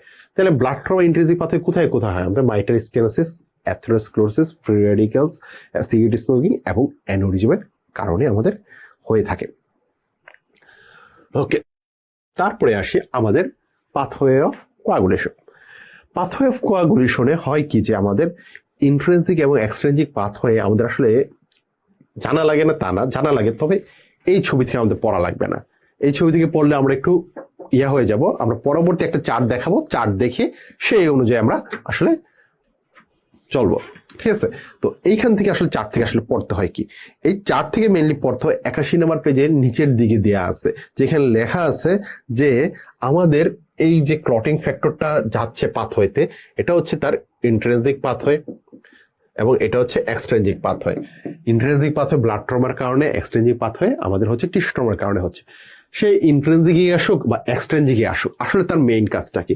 তার মেইন কাজটা হচ্ছে থ্রম্বিন বা থ্রম্বাস ফর্ম করা প্রথম বিন থেকে, এটাই হচ্ছে তার মেইন কাজ, সে যেভাবে যত দূরে আসুক, ঠিক আছে। এখন এই প্রথম বিন থেকে যে থ্রম্বিন হইল, এতটুকু করার জন্য অনেককে সে অনেক পথ পাড়ি দিয়ে অনেক কিছু করে আসলো, আসলে কাজটা করলো কি? কাজটা করলো মেইনলি হচ্ছে প্রথমবিনকে থ্রম্বিন করতে 10-5 ক্যালসিয়াম এবং প্লাটিড ফসফোলিপিড, এই 4টা ফ্যাক্টর যদি না থাকতো তাহলে প্রথমবিন অ্যাক্টিভেটেড হতো না, থ্রম্বিন ফর্ম করতো না। এই জন্য হচ্ছে আমাদের প্রথমবিন অ্যাক্টিভেটর হিসেবে আমরা কাকে কাকে লাগে, এই 4 জনকে লাগে, এবং এটা পরীক্ষা কোশ্চেনে বেশ কয়েকবার আসছে, এবং এটা কিন্তু আমাদের ত্রিপলিস্টের একটা টপিক। এবং এই যে আমাদের কোয়াগুলেশনের পাথওয়ে হলো, এখানে এনজাইম হিসেবে মেইনলি কাজ করে হচ্ছে থ্রম্বিন A2, যার মেইন হচ্ছে আয়ন হচ্ছে ক্যালসিয়াম এবং মেইন ভিটামিন হচ্ছে কে, ভিটামিন কে। ঠিক আছে, এবং এটা কিন্তু আমাদের পরীক্ষায় আসে। এছাড়াও এই যে ইন্ট্রিনসিক পাথওয়ে এবং এক্সট্রিনসিক পাথওয়ে যে আমার চলতেছে, এই যে পাথওয়েতে আমাদের কোয়াগুলেশন ফ্যাক্টরগুলো আসলে কাজ করতেছে। ঠিক আছে, এখন এই যে কাজ করতেছে কি করতেছে না, আমরা কোনো পরীক্ষা দিয়ে তাদেরকে নিরীক্ষণ করতে পারি যে আসলে ইন্ট্রিনসিক পাথওয়ে আমার শরীরে চলতেছে কিনা, বা এক্সট্রিনসিক পাথওয়ে আমার শরীরে ঠিকঠাকভাবে কাজ করতেছে, করতে পারি কিনা? হ্যাঁ, করতে পারি। এটার জন্য আমরা দেখি যে এই পাথওয়েটা, ইন্ট্রিনসিক পাথওয়ে শুরু হয়ে শেষ হতে একটা নির্দিষ্ট সময় আছে। ঠিক আছে, এবং এই ইন্ট্রিনসিক পাথওয়ে এবং এক্সট্রিনসিক পাথওয়ে একটা নির্দিষ্ট সময় আছে। এই যে ইন্ট্রিনসিক পাথওয়ের ক্ষেত্রে যে সময়টা, তাকে আমরা বলি APTT, এবং এক্সট্রিনসিক পাথওয়ের ক্ষেত্রে তাকে বলি আমরা PT, যাকে কিনা মেজার করার মাধ্যমে আমরা নিশ্চিত হতে পারি যে তার ইন্ট্রিনসিক পাথওয়ে, এক্সট্রিনসিক পাথওয়ে যে ক্লটিং ফ্যাক্টরগুলো ঠিকঠাকভাবে কাজ করতেছে কিনা এবং ঠিক সময়ে কাজ করছে কিনা। ওকে, তার পরবর্তীতে আমরা আসি যে আমাদের রক্তটা কেন ভেসেলের ভিতরে ক্লট ফর্ম করে না, যেটা নিয়ে আমাদের কিন্তু কোশ্চেন আসছে রেসিডেন্সি, আমরা দেখেছি। ঠিক আছে, প্রিভিয়াস আমাদের রেসিডেন্সিতে কিন্তু এই কোশ্চেনটা এসছে, কেন হচ্ছে আমাদের ক্লটটা ফর্ম করে না, যেটা হচ্ছে আমাদের লেকচার শিটে 83 নাম্বার পেজে আছে। হ্যাঁ, ট্রিপলিস্টার একটা টপিক আমাদের, যে কেন, কারণ হচ্ছে কি তার মধ্যে এন্ডোথেলিয়াল যে সারফেসটা আছে না, এটা খুবই স্মুথ, এত স্মুথ যে ওখানে আসলে কেউ আটকানোর সুযোগ নেই। যেহেতু আটকানোর কোনো সুযোগ নেই, তাহলে এখানে ক্লট ফর্ম করারও তার সুযোগ নেই। এছাড়াও হচ্ছে তার হচ্ছে প্রেজেন্সের কারণে, এই এন্ডোথেলিয়াল সারফেস থাকার কারণে তার লেয়ারের যে প্রোটিন থাকে ইনার সারফেস এন্ডোথেলিয়ামে, সেটাও হচ্ছে আমাদের ক্লট ফর্মে বাধা দেয়। এছাড়াও এই যে রক্তটা খুব চলতেছে, সে একটা খুব দ্রুত চলে, এটা আস্তে চলে, বেশ ভালো একটা ফ্লোতে চলে, এত বেশি ফ্লোতে চলে যে সে এখানে কোথাও কোনো প্লাকেটকে, আরবিসি কে, ডাব্লিউবিসি থেকে প্রয়োজন ব্যতীত কোনো কাজ করতে দেয় না, দাঁড়াইতে দেয় না, ফলে হচ্ছে সেখানে ক্লট ফর্ম করে। এছাড়াও সবচেয়ে গুরুত্বপূর্ণ অংশ যেটা, সেটা হচ্ছে এখানে আমাদের কিছু ন্যাচারাল অ্যান্টিকোয়াগুলেন্ট থাকে, যারা কিনা রক্তের ভিতর প্লাকেট থাকার ফলেও ক্লট ফর্ম করতে পারে না কোনো কারণ ছাড়া। তারা হেপারিন, অ্যান্টিথ্রম্বিন, ফিব্রিন, 14CS, হেপারান সালফাইড, তার মধ্যে কোয়াগুলেশন ফ্যাক্টর 3 ফ্যাক্টর অ্যাবসেন্ট থাকে। ওকে, তাছাড়াও এটা শুধু পড়লেই হবে না, আমাদের এই ক্লটিং ফ্যাক্টরগুলো ন্যাচারাল এবং হচ্ছে আমাদের সিনথেটিক কি ক্লটিং ফ্যাক্টর আছে, এই নামগুলো আমাদের একটু জানতে হবে। অলরেডি তো ন্যাচারাল গুলো পড়েছেন, এবং সিনথেটিকটা একটু জানা লাগবে। সিনথেটিকের মধ্যে কি আছে, আমাদের EDTA, sodium citrate, sodium oxalate, sodium fluoride, sodium iodoacetate, potassium oxalate, ammonium oxalo acetate হচ্ছে আমাদের সিনথেটিক অ্যান্টিকোয়াগুলেন্ট। তারপরে আসি আমরা আরেকটা গুরুত্বপূর্ণ টপিক, অ্যান্টিকোয়াগুলেন্ট আমরা কখন কখন ইউজ করি, ইন্ডিকেশন অফ অ্যান্টিকোয়াগুলেশন। এখন হচ্ছে আমরা অ্যান্টিকোয়াগুলেন্ট হিসেবে কি ইউজ করি, আমরা বিভিন্ন জিনিস ইউজ করি। কোথাও হেপারিন ইউজ করি, সেটা হলো মলিকুলার হেপারিন হতে পারে, বা হচ্ছে আমাদের ফন্ডোপ্যারাক্সিন দিতে পারি। তারপর হচ্ছে আমরা ওয়ারফারিন দিতে পারি, রিভারক্সাবান দিতে পারি, আমাদের ডেবিগ্রাটান দিতে পারি, আমরা এপিক্সাবান দিতে পারি, আমরা অ্যান্ডোক্সাবেন দিতে পারি। ঠিক আছে, তো এইগুলো আমরা অ্যান্টিকগনিটিভ দিতে পারি। মনে রাখবেন, আসলে আপনারা যখন ইন্ডিকেশনগুলো পড়েন, সবগুলো একসাথে পড়তে গেলে হবে কি যে আপনি হিজিবিজি হয়ে যাবেন। আপনি শুধু মেইন দুইটা মনে রাখবেন, যে হেপারিন এবং ওয়ারফারিন ছাড়া যা অ্যান্টিকোয়াগুলেন্ট আছে তারা মেইনলি দুইটা কাজ করে। হেপারিন এবং ওয়ারফারিন ছাড়া সবাই শুধু দুইটা কাজ করে। কি কাজ করে? তারা হচ্ছে আমাদের শরীরে যে ভেনাস থ্রম্বো এম্বোলিজম হওয়ার যে রিস্ক থাকে, যদি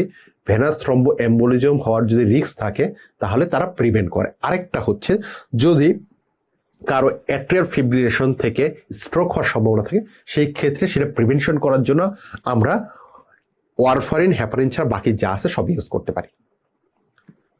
এটা হচ্ছে এইভাবে হচ্ছে আপনি এই পার্টটুকু একবারে পড়া শেষ করে ফেললেন, যে রিভারক্সাবান, ডেবিগ্রাটান, এপিক্সাবেন, অ্যান্ডোক্সাবেন, তারা হচ্ছে মিলে দুইটা কাজ করে, ভেনাস থ্রম্বোএমবোলিজমের জন্য, আর এটা হচ্ছে এট্রিয়াল ফিব্রিলেশনের পেশেন্টের হচ্ছে যেন স্ট্রোক না হয় সেটা প্রিভেন্ট করার জন্য আমরা এগুলো দিয়ে থাকি। শেষ এই পার্টটা। এখন আসে আমরা হেপারিন এবং ওয়ারফারিনের মধ্যে আসে। হেপারিনের কাজ কি? সেও ভেনাস থ্রম্বোএমবোলিজম প্রিভেন্টে কাজ করে অ্যাজ লাইক হেপারিন, এবং ওয়ারফারিন সেম কাজ করে তারা। কিন্তু হেপারিনের কিছু মেইন স্পেসিফিক কাজ আছে। কি করে সে?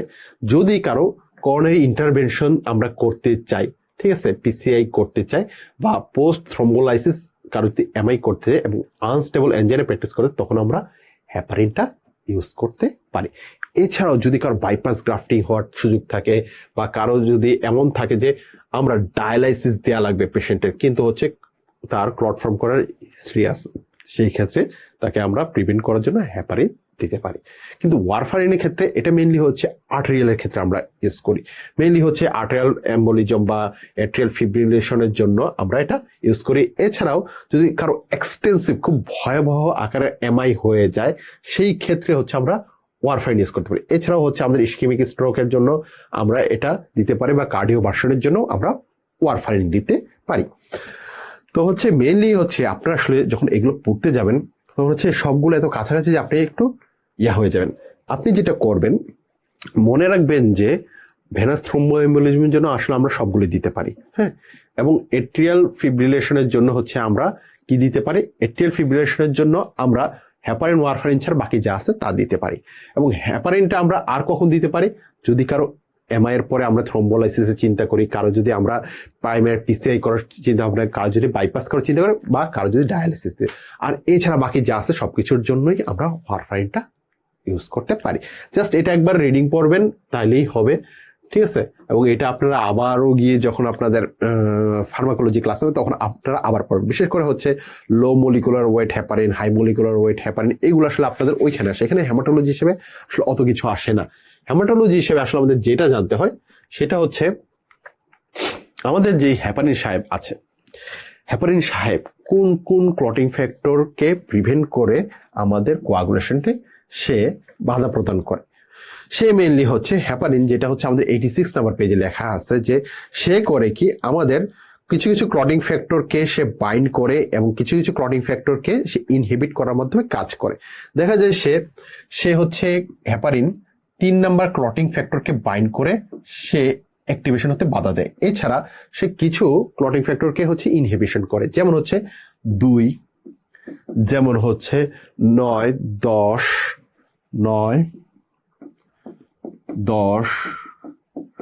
11, 12, ঠিক আছে। এই 5টা ক্লটিং ফ্যাক্টরকে ইনহিবিট করে এবং হচ্ছে আমার 3 নাম্বার ক্লটিং ফ্যাক্টরটাকে সে অ্যান্টিথ্রম্বিনের সাথে বাইন্ড করে অ্যাক্টিভেশনে প্রিভেনশন করে হেপারিনটা আমাদের কোয়াগুলেশনে বাধা প্রদান করে। দেখেন আমাদের এসেনশিয়াল ক্লটিং ফ্যাক্টর ছিল 1, 2, 3, 4, তাই তো? তার মধ্যে কিন্তু সে 2 নাম্বারটাকে আটকে রাখতেছে, 3 নাম্বারটাকে আটকে রাখতেছে। তাহলে তো আমাদের কোয়াগুলেশন কি হতে পারবে? দেখা যায় কি আর সে আসলে কোয়াগুলেশনটা হতে পারে না হেপারিনের মাধ্যমে, যেটা কিনা দেয়া আছে আপনাদের 86 নাম্বার পেজে। এটা এখান থেকে শুধু এটা জানলেই হয় হেপারিনের জন্য।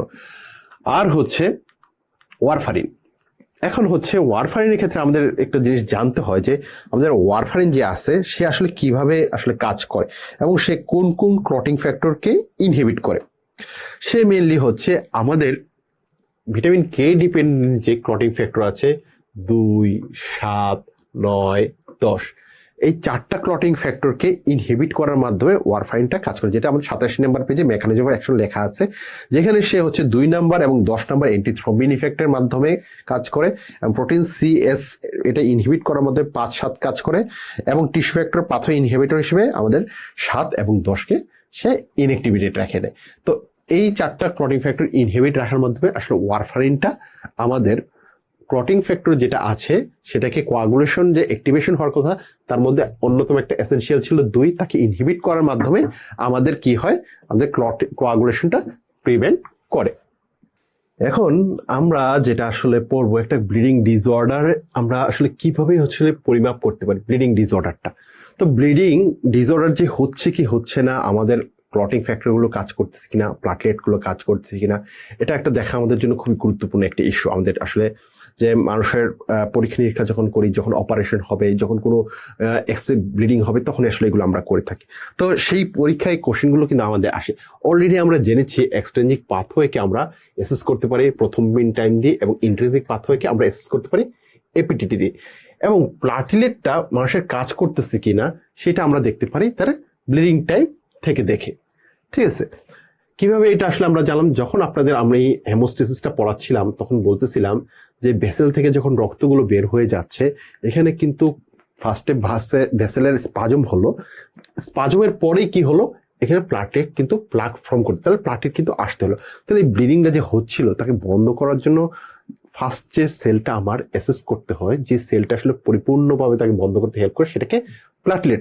তাহলে এই প্লাটলেটটা আমার ব্লিডিংটা ঠিকঠাক ভাবে কন্ট্রোল করতে পারতেছেন কিনা সেটা আমরা ব্লিডিং টাইম দেখে অ্যাসেস করি। এবং এই তিনটা কিন্তু আমাদের পরীক্ষায় কোশ্চেন হিসেবে আসে, এবং তিনটে ইনফিনিটি স্টার সাথে যদিও কখনো আমাদের আসেনি প্রথম বিন এবং APTT, bleeding time clotting time কখনো একসাথে বাড়ে, বা পিটিসিটি পিটি এপিটি একত্রে কখনই বাড়ে, তখন তবুও এগুলো একবার রিডিং পড়বে, কিন্তু প্রথম তিনটা কিন্তু আমাদের সবসময় আসলে আসে, এই জন্য এগুলো একটু ভালো করে দেখতে হবে। ওকে, আসেন তারপর আমাদের গুরুত্বপূর্ণ আরেকটা টপিকসে আমরা আসি, ব্লিডিং টাইম আমাদের কখন বাড়ে, যেটা আমাদের 91 নম্বর পেজে আছে, ব্লিডিং টাইম কখন বাড়ে। এবং এটা ইনফিনিটি স্টার উপরে একটা ইনফিনিটি স্টার। দেখেন আপনার প্রথমেই লেখা আছে থ্রম্বোসাইটোপেনিয়া।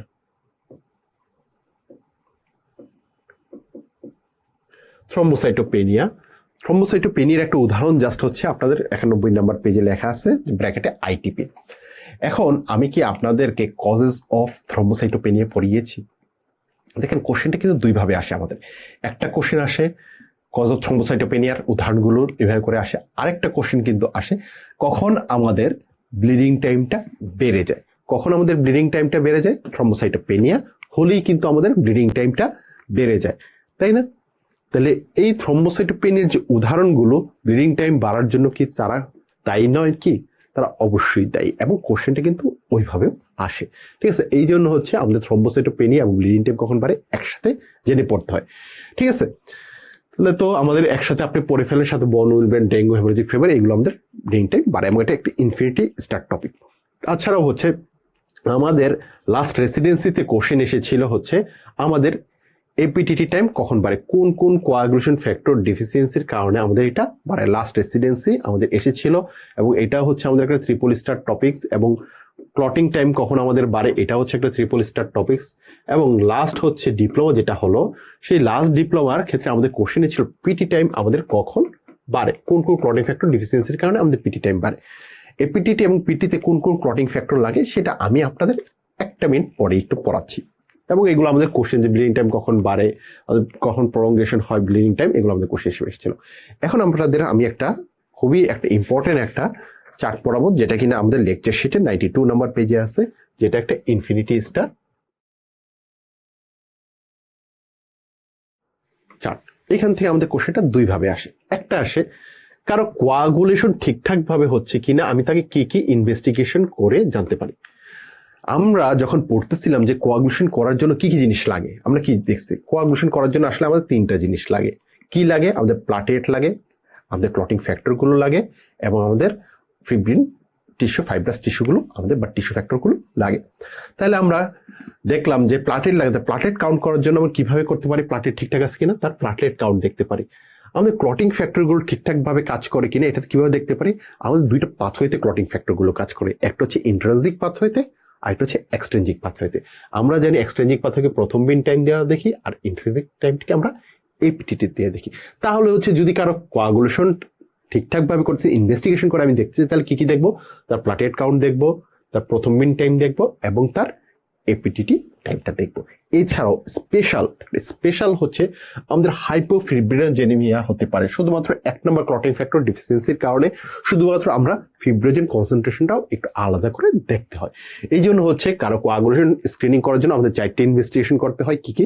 প্লাটেট কাউন্ট, প্রথম বিন টাইম, আমাদের অ্যাক্টিভেটেড পার্শিয়াল থ্রোম্বোপ্লাস্টিন টাইম, এবং ফিব্রিনোজেন কনসেন্ট্রেশন। এই তো গেল হচ্ছে আমাদের কি এই কোয়াগুলেশন স্ক্রিনিং টেস্টটা আমরা কি কি করি এটা আমাদের আসে। এছাড়াও আমাদের কিন্তু আসে প্রথম বিন টাইম বা আমাদের অ্যাক্টিভেটেড থ্রোম্বোপ্লাস্টিন টাইম যেটা আছে আমাদের, সেইগুলো আমরা দেখার জন্য হচ্ছে আমাদের কোন কোন ক্লটিং ফ্যাক্টর লাগে। আসেন আমরা এটা একটু দেখি। আমাদের intrinsic pathway, extrinsic pathway. Intrinsic পাথওয়েতে আমরা দেখি এপিটিটি, এক্সট্রিনসিক পাথওয়েতে দেখি আমরা পিটি। এই চার্ট অনুযায়ী আমরা দেখি প্রথম মিন টাইম আমাদের কখন কখন বাড়ে, কখন কখন হচ্ছে আমাদের কোন কোন ফ্যাক্টর আসলে প্রথম মিন টাইমকে দেখা হয়। প্রথম মিন টাইমে আমরা দেখি আমাদের অ্যাকর্ডিং টু দিস চার্ট 2, 5, 7, 9, 10, তাই তো? 9 নেই, একটু ভুল হয়ে গেল।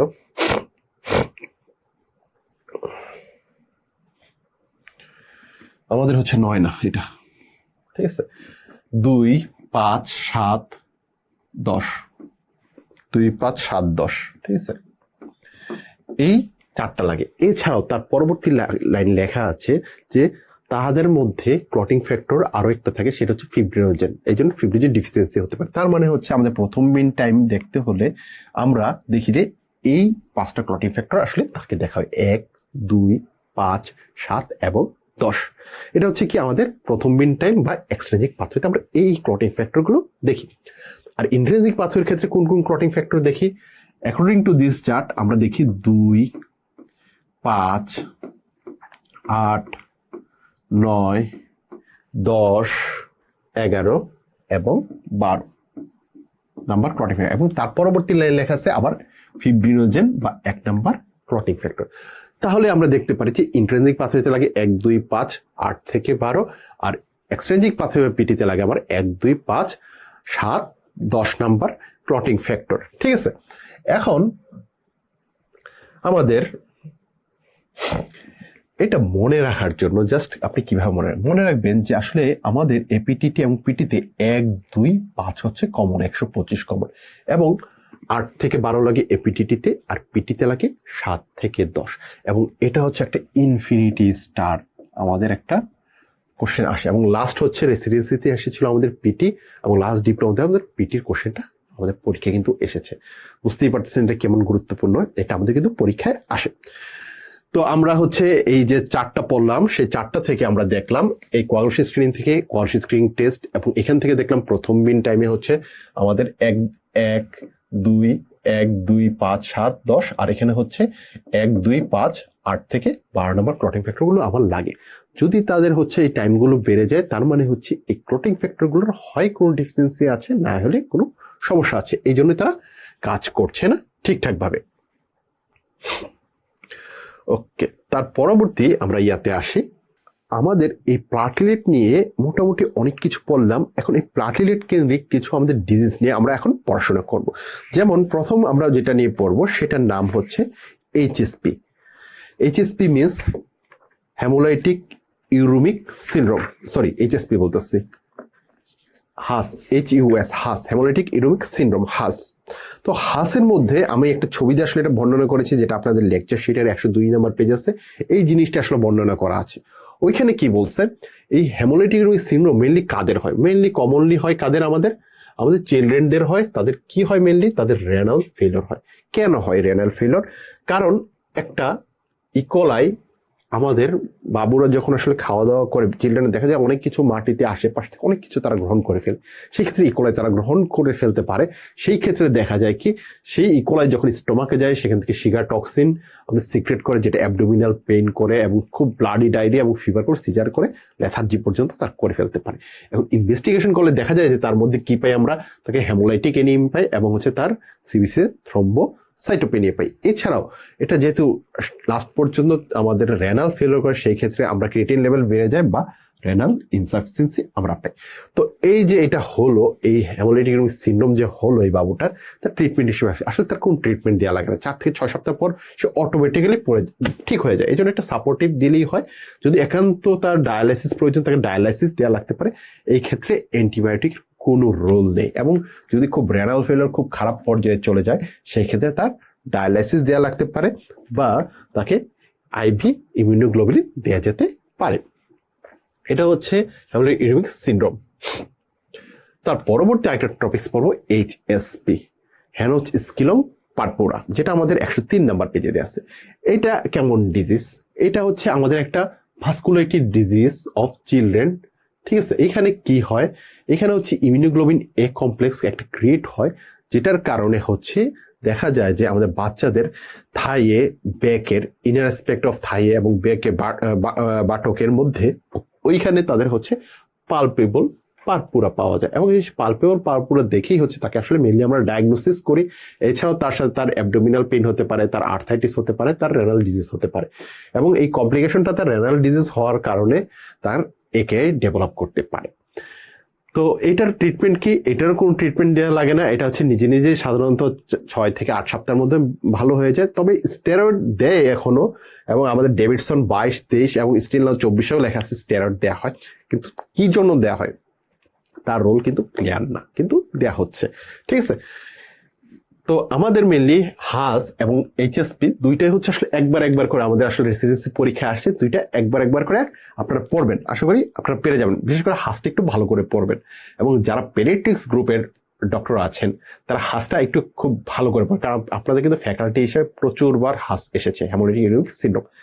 তারপরে আমরা আসি ডিআইসি, একটা ইনফিনিটি স্টার টপিকস আমাদের হচ্ছে পরীক্ষার জন্য, রেসিডেন্সি ডিপ্লোমার জন্য আমাদের ডিআইসি। ডিআইসি হচ্ছে আমাদের লেকচার শিটে দেওয়া আছে 98 নাম্বার পেজে, কিন্তু আমাদের ফার্স্টে হচ্ছে 99 নাম্বার পেজটি একটু আমরা পড়বো। এখন কারণ ডিআইসি যদি হয়, কি কারণে আমাদের ডিআইসি হতে পারে? ঠিক আছে, আমাদের ডিআইসি আসলে মেলে একটি কনজামশন কোয়াগুলোপ্যাথির কারণে হয়, যেখানে দেখা যাবে কিছু ক্লটিং ফ্যাক্টর ডিফিসিয়েন্সির কারণে দেখা যায় ক্লটিং ফ্যাক্টর তাদের ডিফিসিয়েন্সি হয়, কিন্তু তারা তাও হচ্ছে বিভিন্ন জায়গায় ক্লট ফর্ম করে আবার লাইসিস হয়ে যায় এবং বিভিন্ন জায়গায় স্প্রেড করে, ডিসিমেটেড ভাবে হয়। তখন সেখানে আমাদের বিভিন্ন রকম দেখা যায় কোয়াগুলোপ্যাথির কারণে সমস্যা হয়। এবং এই কোয়াগুলোপ্যাথির সমস্যা কেন আসলে তৈরি হয়? মেইনলি দেখা যায় কারো যদি সেপসিস বা ট্রমা হয় বা অবস্ট্রেটিক কারণে, মেইনলি আমাদের কোশ্চেনটা যে অবস্ট্রেটিক কোন কোন কারণে আমাদের ডিআইসি। অবস্ট্রেটিকের মধ্যে আমাদের অ্যামনিওটিক ফ্লুইড এম্বোলিজম, প্লাসেন্টা অ্যাব্রাপশিয়া বা প্রিএক্লাম্পশিয়ার কারণে আমাদের হয়। এছাড়াও যদি কারো সিভিয়ার লিভার ফেলিওর থাকে সেই ক্ষেত্রে ডিআইসি হতে পারে। এছাড়াও ভাস্কুলার অ্যাবনর্মালিটির মধ্যে যে অ্যানোরিজম বা লিভার হেমানজিওমিয়াস ক্ষেত্রেও আমাদের ডিআইসি হয়। এবং এটা কিন্তু একটা ইনফিনিটি স্টার টপিক, যে ডিআইসি আমাদের কি কি কারণে হয়। এটা হচ্ছে প্রথমটা। দ্বিতীয়টা হচ্ছে আমাদের ডিআইসি যে কারো হয়েছে, আপনি ডায়াগনোসিস করার জন্য কি কি ইনভেস্টিগেশন করবেন? একটা ডিআইসি পেশেন্টের, একটা ডিআইসি পেশেন্টকে দেখতে হলে তাকে ডায়াগনোসিস করার জন্য 5টা ইনভেস্টিগেশন তার করতে হয়। ঠিক আছে, কি কি ইনভেস্টিগেশন করতে হয়? দেখতে হয় তার প্লাটলেট কাউন্টটা ঠিক আছে কিনা, দেখতে হয় তার মধ্যে এফডিপি বা ফিব্রিন ডিগ্রেডেশন প্রোডাক্টটা তার এলিভেটেড করেছে কিনা, তার প্রথম মিন টাইম বা পিটি টাইম বেড়েছে কিনা, এবং তার ফিব্রিনোজেন লেভেলটা বেড়েছে কিনা। আচ্ছা, এখন আমাদের ডিআইসি তে আমরা তাহলে দেখলাম যে আমাদের কোন টাইমটা পারে, প্রথম মিন টাইম। তাহলে আমি যদি কোশ্চেন করি এভাবে পেজ দিয়ে যে ডিআইসি তে আমাদের কোন পাথওয়ের কোয়াগুলেশনটা আমাদের ঠিকঠাক ভাবে হয় না, এটা কি ইন্ট্রানজিক পাথওয়ে না এক্সট্রিনজিক পাথওয়ে? তার উত্তর কি হবে আপনাদের কাছে মনে হয়, বলুন তো? তাহলে দেখেন যে এখানে যেহেতু প্রথম বিন টাইম বলেছে, তাহলে আমি বুঝতে পারতেছি আর হচ্ছে এক্সট্রিনজিক পাথওয়েটা আসলে কিন্তু ঠিকঠাক ভাবে হচ্ছে না, এই জন্যই তো প্রথম বিন টাইমটা পাচ্ছে, তাই না? তারপরের কোশ্চেন যদি আমি আপনাকে বলি, তাহলে ডিআইসি তে কোন কোন ক্লটিং ফ্যাক্টরের ডিফিসিয়েন্সি হয়, তখন আপনি কি আনসার দেবেন? আমরা কিন্তু এক্সট্রিনজিক পাথওয়ের ক্ষেত্রে বললাম যে এক্সট্রিনজিক পাথওয়েতে আমরা কোন কোন ক্লটিং ফ্যাক্টরের ডিফিসিয়েন্সি হতে পারে বা অল্টার হতে পারে বলতে পারি, বলছিলাম আমরা 1, 2, 5, 7, 10, তাই তো? কিন্তু ডিএসি সাহেবের ক্ষেত্রে এই 1, 2, 5, 7, 10 যে আছে, কিন্তু ডিএসির ক্ষেত্রে কিন্তু সেটা না। ডিএসির ক্ষেত্রে একটু ভিন্ন। ডিএসির ক্ষেত্রে কি হয় আমাদের? ডিএসির ক্ষেত্রে আমরা দেখি আমাদের এই ক্লটিং ফ্যাক্টর গুলো ইনহিবিটেড হয়, 1, 2, 5, 8 এবং 10 এই ক্লটিং ফ্যাক্টরে আমাদের অল্টারেশন হচ্ছে আমাদের। তাইলে আমরা দেখতে পাইলাম যে হচ্ছে এখান থেকে হচ্ছে 7-এর জায়গায় আসলে 8টা চলে আসলে আমাদের ডিআইসি হয়। এবং এই যে অংশটুকু এপিটিটিতে কোন কোন ক্লটিং ফ্যাক্টর থাকে, পিটিতে কোন কোন ক্লটিং ফ্যাক্টর থাকে, ডিএসিতে কোন কোন ক্লটিং ফ্যাক্টর থাকে এবং কোনগুলো অল্টার হয়, এইটা কিন্তু আমাদের পরীক্ষার জন্য ইনফিনিটি স্টার একটা টপিক। এবং এটা কিন্তু প্রায় আমাদের পরীক্ষায় আসে, যে কোনো একটা, 3টার যে কোনো একটা ঘুরে ফিরে আমাদের কিন্তু চলে আসে। ঠিক আছে, এবং এটাই হচ্ছে আমাদের লেকচার শিটেই দেয়া আছে হচ্ছে 98 নাম্বার পেজের শুরুতে, যে হচ্ছে আমাদের ডিএসি তে হচ্ছে এই ক্লটিং ফ্যাক্টর গুলোর আমাদের কি হয়, ডিফিসিয়েন্সি হয় এবং তার প্লাটলেট কাউন্ট কমে, তার মধ্যে কিন্তু সব ধরনের time BT, CT, PT, APT, thrombin time, FDP সব কিছু টাইমটু আমাদের বেড়ে যায় আমাদের কোথায়, ডিআইসিতে। ওকে, এবং এটা কিন্তু ইনফিনিটি স্টার একটা টপিক আমাদের ডিআইসি। তার পরবর্তীতে আসি হেমোফিলিয়া। হেমোফিলিয়া থেকে আমাদের কোশ্চেনটা আসলে খুব সংক্ষিপ্ত কোশ্চেন আসে, কিন্তু আমরা অনেক বেশি পেঁচিয়ে ফেলি। ঠিক আছে, যে কি আসে, হেমোফিলিয়া এ কোন ক্লটিং ফ্যাক্টর ডিফিসিয়েন্সির কারণে হয়, হেমোফিলিয়া বি কোন ফ্যাক্টর ডিফিসিয়েন্সির কারণে আমাদের হয়, হেমোফিলিয়া কোন ধরনের ডিজিজ, সেক্স লিঙ্কড ডিজিজ। ঠিক আছে, তো এই কয়টা কোশ্চেনই বারবার কিন্তু আমাদের আসে, এবং সাথে আসে যে আমাদের হেমোফিলিয়াতে কোন ফ্যাক্টর যেহেতু ডিফিসিয়েন্সি হচ্ছে, একটা তো হচ্ছে 8, হেমোফিলিয়াতে হচ্ছে আমাদের ফ্যাক্টর 8-এর ডিফিসিয়েন্সি, আর হেমোফিলিয়া বিতে হচ্ছে আমাদের 9 নম্বরের ডিফিসিয়েন্সি, তাই তো। এখন আমাকে একটা কথা বলেন যে হেমোফিলিয়া যদি কারো হয়ে থাকে তার কোন পাথওয়েতে সমস্যা হয়, তার ইন্ট্রিনসিক পাথওয়েতে সমস্যা হয় না এক্সট্রিনসিক পাথওয়েতে সমস্যা হয়, এটা আমাকে একটু আপনারা স্মরণ করে বলে। যে আমি দেখলাম হেমোফিলিয়া এতে হচ্ছে 8 নম্বর ক্লটিং ফ্যাক্টর থাকে না, বিতে হচ্ছে 9 নম্বর ক্লটিং ফ্যাক্টর। এখন বলেন আমাদের হচ্ছে কোয়াগুলেশন যে পাথওয়ে আছে, ইন্ট্রিনসিক বা এক্সট্রিনসিক পাথওয়ে, এখানে কোনটায় সমস্যা হয়। আমি যখন আপনাদেরকে দেখাচ্ছিলাম যে এক্সট্রিনসিক পাথওয়ে এবং ইন্ট্রিনসিক পাথওয়ে দেখাচ্ছিলাম, এখানে 8 এবং 9 নম্বর ক্লটিং ফ্যাক্টর কোনটায় আছে, আমাদের এপিটিটি বা ইন্ট্রিনসিক পাথওয়েতে। তাহলে আমরা কি বলতে পারি হেমোফিলিয়াতে আমাদের এক্সট্রিনসিক পাথওয়ে অল্টার হয়, হেমোফিলিয়াতে আমাদের কোন টাইমটা বাড়ে, এপিটিটি টাইমটা কিন্তু আমাদের বেড়ে যায়। এবং এই একটা কোশ্চেন বারবার আসে এবং হচ্ছে আপনারা বারবার ভুল করেন, এবং এই বারবার আপনার কেন জানি কনফিউশন হয়, এবং এসবি এসে কিন্তু এই কোশ্চেনটা আমাদের আসে। ঠিক আছে, এছাড়া কিন্তু বাকি সবকিছু তার ঠিক থাকে, তার হচ্ছে ফ্যাক্টর কোনটা কমে আর হচ্ছে তার কোন টাইমটা বাড়ে, এটাই কিন্তু আমাদের হচ্ছে হেমোফিলিয়ার কোশ্চেন। ওকে, এবং হেমোফিলিয়ার হচ্ছে সাইন সিমটম আপনারা আসলে অনেক কষ্ট করে পড়েন, কিন্তু এগুলো কখনোই পরীক্ষায় আসে না, চাইলে একবার আপনারা রিডিং পড়তে পারেন, আর কিছুই না তাদের জন্য। ওকে, তারপরে আসি আমরা আইটিপি, ইডিওপ্যাথিক থ্রম্বোসাইটোপেনিক পারপুরা, যেটা কিনা আমাদের লেকচার শিটে 77 নাম্বার পেজে আছে আইটিপি। এখন আইটিপিতে আসলে একটা ইমিউন থ্রম্বোসাইটোপেনিয়া হয়। ঠিক আছে, এটা সাধারণত আমাদের অ্যাডাল্টেও হতে পারে, বাচ্চাদেরও হতে পারে। সাধারণত আইটিপিটা দেখা যায় বাচ্চাদের ক্ষেত্রে 2 থেকে 6 বছর বয়সে হয়, এবং অ্যাডাল্টের ক্ষেত্রে 20 থেকে 50 বছর বয়স হয়, যেটা কিন্তু মেনলি বয়স্কদের জন্য ক্রনিক, কিন্তু আর বাচ্চাদের জন্য দেখা যায় ভাইরাল ইনফেকশন বা একুটের জন্য। এখানে মেনলি কি হয়, কিছু ক্লিনিক্যাল ফিচার আমরা পাই আইটিপিতে। কি ফিচার পাই, পেচেস থাকে, জিঞ্জিয়াল ব্লিডিং থাকে, এপিস্টেক্সিস থাকে, মেনোরেজিয়া থাকে, জিআই ব্লিডিং থাকে, আর ইন্ট্রাক্রেনিয়াল তার হেমোরেজিস হতে পারে আইটিপির কারণে, ইডিওপ্যাথিক থ্রম্বোসাইটোপেনিক পারপুরার কারণে। এটা মেনলি হচ্ছে কি ট্রিটমেন্ট দিতে হয়, তাদেরকে আসলে সাপোর্টিভ ট্রিটমেন্ট দিলে হয়। একান্ত যদি থ্রম্বোসাইটোপেনিয়া হয়ে যায় আমাদের এই ক্ষেত্রে, সেই ক্ষেত্রে আমরা তাদেরকে প্লাটলেট ট্রান্সফিউজ করতে পারি, এবং যেহেতু তার ইমিউন কারণে হয়, সেই ইমিউন কারণটাকে আমরা সাপ্রেস করার জন্য তাদেরকে স্টেরয়েড দিতে পারি, বা তার হচ্ছে ইমিউনোগ্লোবুলিন আমরা আইবিতে তাকে ট্রিটমেন্ট দিতে পারি। এই কয়েকটা জিনিস একটু পড়তে হবে আইটিপি থেকে। তাহলে আইটিপি থেকে পড়তে হয় কোন এজে হয়, কোন সময় একুট হয়, কোন সময় ক্রনিক হয়, তাই ক্লিনিক্যাল ফিচারকে এবং ট্রিটমেন্ট হিসেবে আইটিপিকে আমরা কি কি জিনিস দিতে পারি। ওকে, এই ছিল মোটামুটি প্লাটিলেট নিয়ে মোটামুটি কথাবার্তা। তারপরে আমরা চলে আসি আজকের একবার সর্বশেষ টপিকস, যেটা নিয়ে আমরা পড়বো, সেটা হচ্ছে transfusion medicine and blood grouping, যেটা আমাদের লেকচার শিটের হচ্ছে 104 নাম্বার পেজে দিছে। আমাদের ব্লাড গ্রুপ মেনলি আমরা ভাগ করি 2 ভাগে, একটা হচ্ছে মেজর ব্লাড গ্রুপ, আর একটা হচ্ছে minor blood group. Major blood group কোনটা, মেজর ব্লাড গ্রুপ হচ্ছে এবিও রেসাস, আর মাইনর হচ্ছে বাকি যা আছে সব, লুথরান, ডাফি, কিট, কেল, লিওগো, ডোম্বার, কর্টন, লিপি, যা আছে সব। সারা পৃথিবীর জন্য সবচেয়ে কমনেস্ট ব্লাড গ্রুপ হচ্ছে কিন্তু ও ব্লাড গ্রুপ, দ্বিতীয়টা হচ্ছে এ, কিন্তু বাংলাদেশের জন্য কিন্তু ও না। বাংলাদেশের জন্য সবচেয়ে কমনেস্ট ব্লাড গ্রুপ হচ্ছে বি ব্লাড গ্রুপ, যেটা হচ্ছে বাংলাদেশের মানুষের 42% হচ্ছে আছে বি ব্লাড গ্রুপ। ঠিক আছে, বাংলাদেশের জন্য কমন। এবং আপনার বাবা মার ব্লাড গ্রুপ যা হবে আপনার কিন্তু তা হবে, এবং আপনার ব্লাড গ্রুপ যা হবে আপনার সেই প্যাটার্নিটি মেনটেন করে কিন্তু আপনার বাবুর হবে। তাই প্যাটার্নিটি জানার জন্য আপনার বাবা মা থেকে আর কি আপনার হচ্ছে বাচ্চা যে আপনারই বাবু, আপনি যে আপনার বাবা মারই হচ্ছে সন্তান তা যদি জানতে চান, আপনি চাইলে কিন্তু ব্লাড গ্রুপ করে করতে পারেন। এই প্যাটার্নিটি টেস্ট হচ্ছে ব্লাড গ্রুপ ভাবে করতে পারি। কি দ্বারা? আমরা একটা ব্লাড গ্রুপ সিস্টেম আছে যেটাকে বলি আমরা এমএনএস সিস্টেমে আমরা এটা বের করি। ব্লাড গ্রুপটা মেনলি কেন করা হয়? বিভিন্ন কারণে করা হয়। জাস্ট ইম্পর্টেন্স কি, ব্লাড ট্রান্সফিউশন করবো কিনা প্যাটার্নিটি ফরেন্সিক দেখার জন্য। এছাড়া হচ্ছে এক্সপেরিমেন্টালেও আমরা হচ্ছে ব্লাড গ্রুপ করতে পারি। তার পরবর্তীতে আমরা আসি একটা গুরুত্বপূর্ণ টপিক, বোম্বে ব্লাড গ্রুপ, যেটা আপনার লেকচার শিটের 105 নাম্বার পেজে আছে। ওকে, তো বোম্বে ব্লাড গ্রুপ থেকে আমাদের কোশ্চেন আসছে লাস্ট কয়েকটা বছর ধরে। আমাদের আসলে বোম্বে ব্লাড গ্রুপ থেকে কোশ্চেনটা আসতেছে, ঠিক আছে।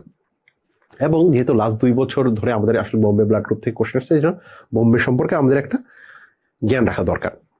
যেমন বোম্বে ব্লাড গ্রুপ থেকে আমাদের কোশ্চেনটা আসে কিরকম, আমি একটু পরেই আপনাদেরকে দেখাবো। যে বোম্বে ব্লাড গ্রুপটা এমন একটা ব্লাড গ্রুপ যেটার মধ্যে কিছু জিনিস থাকে আবার কিছু জিনিস থাকে না। যখন আপনাদের প্রথম আমি আরবিসি পড়াচ্ছিলাম তখন হচ্ছে এরকম একটা মেমব্রেন দেখাচ্ছিলাম, যে আরবিসি মেমব্রেন, যার গায়ে বিভিন্ন ধরনের এন্টিজেন আছে। যেমন এ এন্টিজেন আছে, যেমন হচ্ছে বি এন্টিজেন আছে, যেমন হচ্ছে ও এন্টিজেন আছে, যেমন হচ্ছে আমাদের রেসাস এন্টিজেন আছে। এই রেসাস এন্টিজেন থাকার কারণে পজিটিভ হবে না নেগেটিভ বা নেগেটিভ হবে সেটা আমরা বলতে পারি, ঠিক আছে। পজিটিভ হবে না নেগেটিভ হবে সেটাকে আমরা সেটা দেখে বলতে পারি। পজিটিভ না নেগেটিভ সেটা আমরা দেখে রেসাস থেকে বলতে পারি, যে থাকলে পজিটিভ না থাকলে নেগেটিভ, এবং বাকিটুকু হচ্ছে এবিও দেখে করি। এখন আমাদের ব্লাড গ্রুপ কিভাবে আমরা নির্ণয় করি, ছোটবেলায় আমরা কিভাবে করেছিলাম? ছোটবেলায় আমরা ব্লাড গ্রুপ করেছিলাম এইভাবে, একটা স্লাইড নিয়েছি, স্লাইডে হচ্ছে 3 ফোঁটা রক্ত দিয়েছি। 3 ফোঁটা রক্ত দেওয়ার পর আমরা 3টা রিয়েজেন্ট দিই। দেখা যায় কি এখানে দেয় এন্টি এ রিয়েজেন্ট, এখানে দেয় এন্টি বি রিয়েজেন্ট, এখানে দেয় হচ্ছে রেসাস ডি এন্টিজেন, তাই তো। যদি কারো ব্লাড গ্রুপ যদি এবি হতে হয় তাহলে কিভাবে হতে হয়? যদি কারো ব্লাড গ্রুপ এবি হতে হয় তাহলে আমরা বলি যে এইখানে ক্লট আসবে, এইখানে ক্লট আসবে এবং এখানে ক্লট আসবে। যদি এরকম আসে তাকে বলি কি আমরা, তার ব্লাড গ্রুপ হচ্ছে কি AB blood group, AB positive blood group, তাই তো। এখন যদি কারো আমরা বলি যে কারো বি পজিটিভ ব্লাড গ্রুপ হবে কিভাবে, তখন আমরা বলবো যে কি, যদি কারো বি ব্লাড গ্রুপ হতে হয় তাহলে হচ্ছে তার বিতে কাটবে, এতে কাটবে না, আর রেসাস কাটবে। তাহলে হচ্ছে তাকে বলবো, আমরা তাকে কি বলবো, বি পজিটিভ বলবো, তাই তো। যদি কারো এমন হয় যে এ বি দুইটার কোনোটাই না কাটে, তখন তাকে কি বলবো? যদি কারো এ বি দুইটা কোনোটাই না কাটে কিন্তু হচ্ছে আমাদের শুধুমাত্র রেসাস কাটে, তখন তাকে আমরা কি ব্লাড গ্রুপ বলি? তখন আমরা তাকে বলি ও ব্লাড গ্রুপ বা ও পজিটিভ ব্লাড গ্রুপ। যদি এ বি দুইটাই না কাটে এবং সাথে তার রেসাসটাও না কাটে, সেক্ষেত্রে তাকে আমরা কি বলি, কোন ব্লাড গ্রুপ? তাকে বলি আমরা ও নেগেটিভ, ও নেগেটিভ ব্লাড গ্রুপ, তাই তো। এভাবেই তো আমরা শিখেছি, তাই তো। কিন্তু আসলে আমরা তখন ছোটবেলায় যেটা করতাম সেটা আর অনুযায়ী যদি আমরা দেখি, দেখেন আমাদের কিন্তু এ আর বি নিয়ে আমরা কাজ করতেছি, ছোটবেলা থেকেই আমরা এটা নিয়ে কাজ করতেছি, এ বি নিয়ে কাজ করতেছি। কিন্তু আজকে যখন আমরা রেড ব্লাড সেল পড়তেছিলাম তখন দেখলাম এখানে কিন্তু একটা ও এন্টিজেন কিন্তু আছে, যেটা নিয়ে কিন্তু আমরা আসলে কখনোই কাজ করিনি, কারণ এই রিয়েজেন্টের দামটা বেশি, ঠিক আছে। এই জন্য আমরা কখনোই যখন আমরা আসলে আগে কাজ করতাম সেই জন্য আমরা দেখতে পারতাম না। কিন্তু এই যে ও এন্টিজেন আছে যেটা কিনা আমাদের তৈরি হয়েছে এইচ লেকটিন থেকে, সেটাকে আমরা আসলে বলি অ্যান্টিবডি অফ এইচ লেকটিন। এবং এটা যদি কারো পজিটিভ হয় সেই ক্ষেত্রে তার ব্লাড গ্রুপটা আসলে ইয়া হয়। তাহলে হচ্ছে আমি কি এভাবে আমি যেভাবে বলতেছি জিনিসটা হচ্ছে কি, জিনিসটাকে আমি বলতেছি যে কারো এরকম আমি এখন রক্তের গ্রুপটা কিভাবে আসলে করতেছি, আসলে হওয়াটা উচিত ছিল এইভাবে, আসলে 4টা গ্রুপ নেওয়ার দরকার ছিল, যেখানে এন্টি এ, এন্টি বি, এন্টি এইচ এবং রেসাস ডি, এই 4টা আসলে আমাদের অ্যাকচুয়াল ড্রপ দেওয়ার কথা আসলে ছিল। কিন্তু আমাদের আসলে গরিব দেশ আসলে প্রোভাইড করতে পারিনি, একটু কস্টলি, এই জন্য আসলে আমরা ছোটখাটো যখন আসলে ব্লাড গ্রুপিং করি বিভিন্ন জায়গায় তখন এই এইজটা দেই না। এই এইজটা দেখার মাধ্যমে আসলে আমরা ও ব্লাড গ্রুপ দেখি।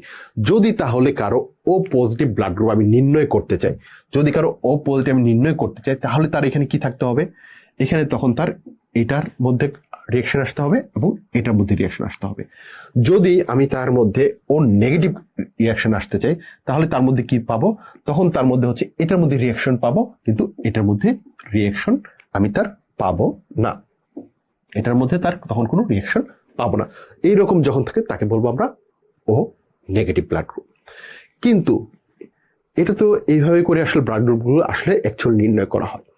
এখন ইন্টারেস্টিং বিষয়, একটা নতুন ব্লাড গ্রুপ একটা ডক্টর 1952 সালে মুম্বাই শহরে বের করলো, যে ডক্টর নাম ডক্টর ওয়াই.এম. বেন্দি। সে দেখলো কি এইভাবে তো আমরা ব্লাড গ্রুপগুলো এ বি ও বের করি, সে দেখলো কি এইখানে যে এই যে ওতে এটা আসার কথা ছিল, কিন্তু একটা নতুন একটা রক্ত পাইলো যার মধ্যে এই রিয়েকশনটাও আসতেছে না, তার মধ্যে এই রিয়েকশনও আসতেছে, তার মধ্যে এ বি রেসাস এনটিএইচ কোনো ধরনের কোনো রিয়েকশন আসতেছে না।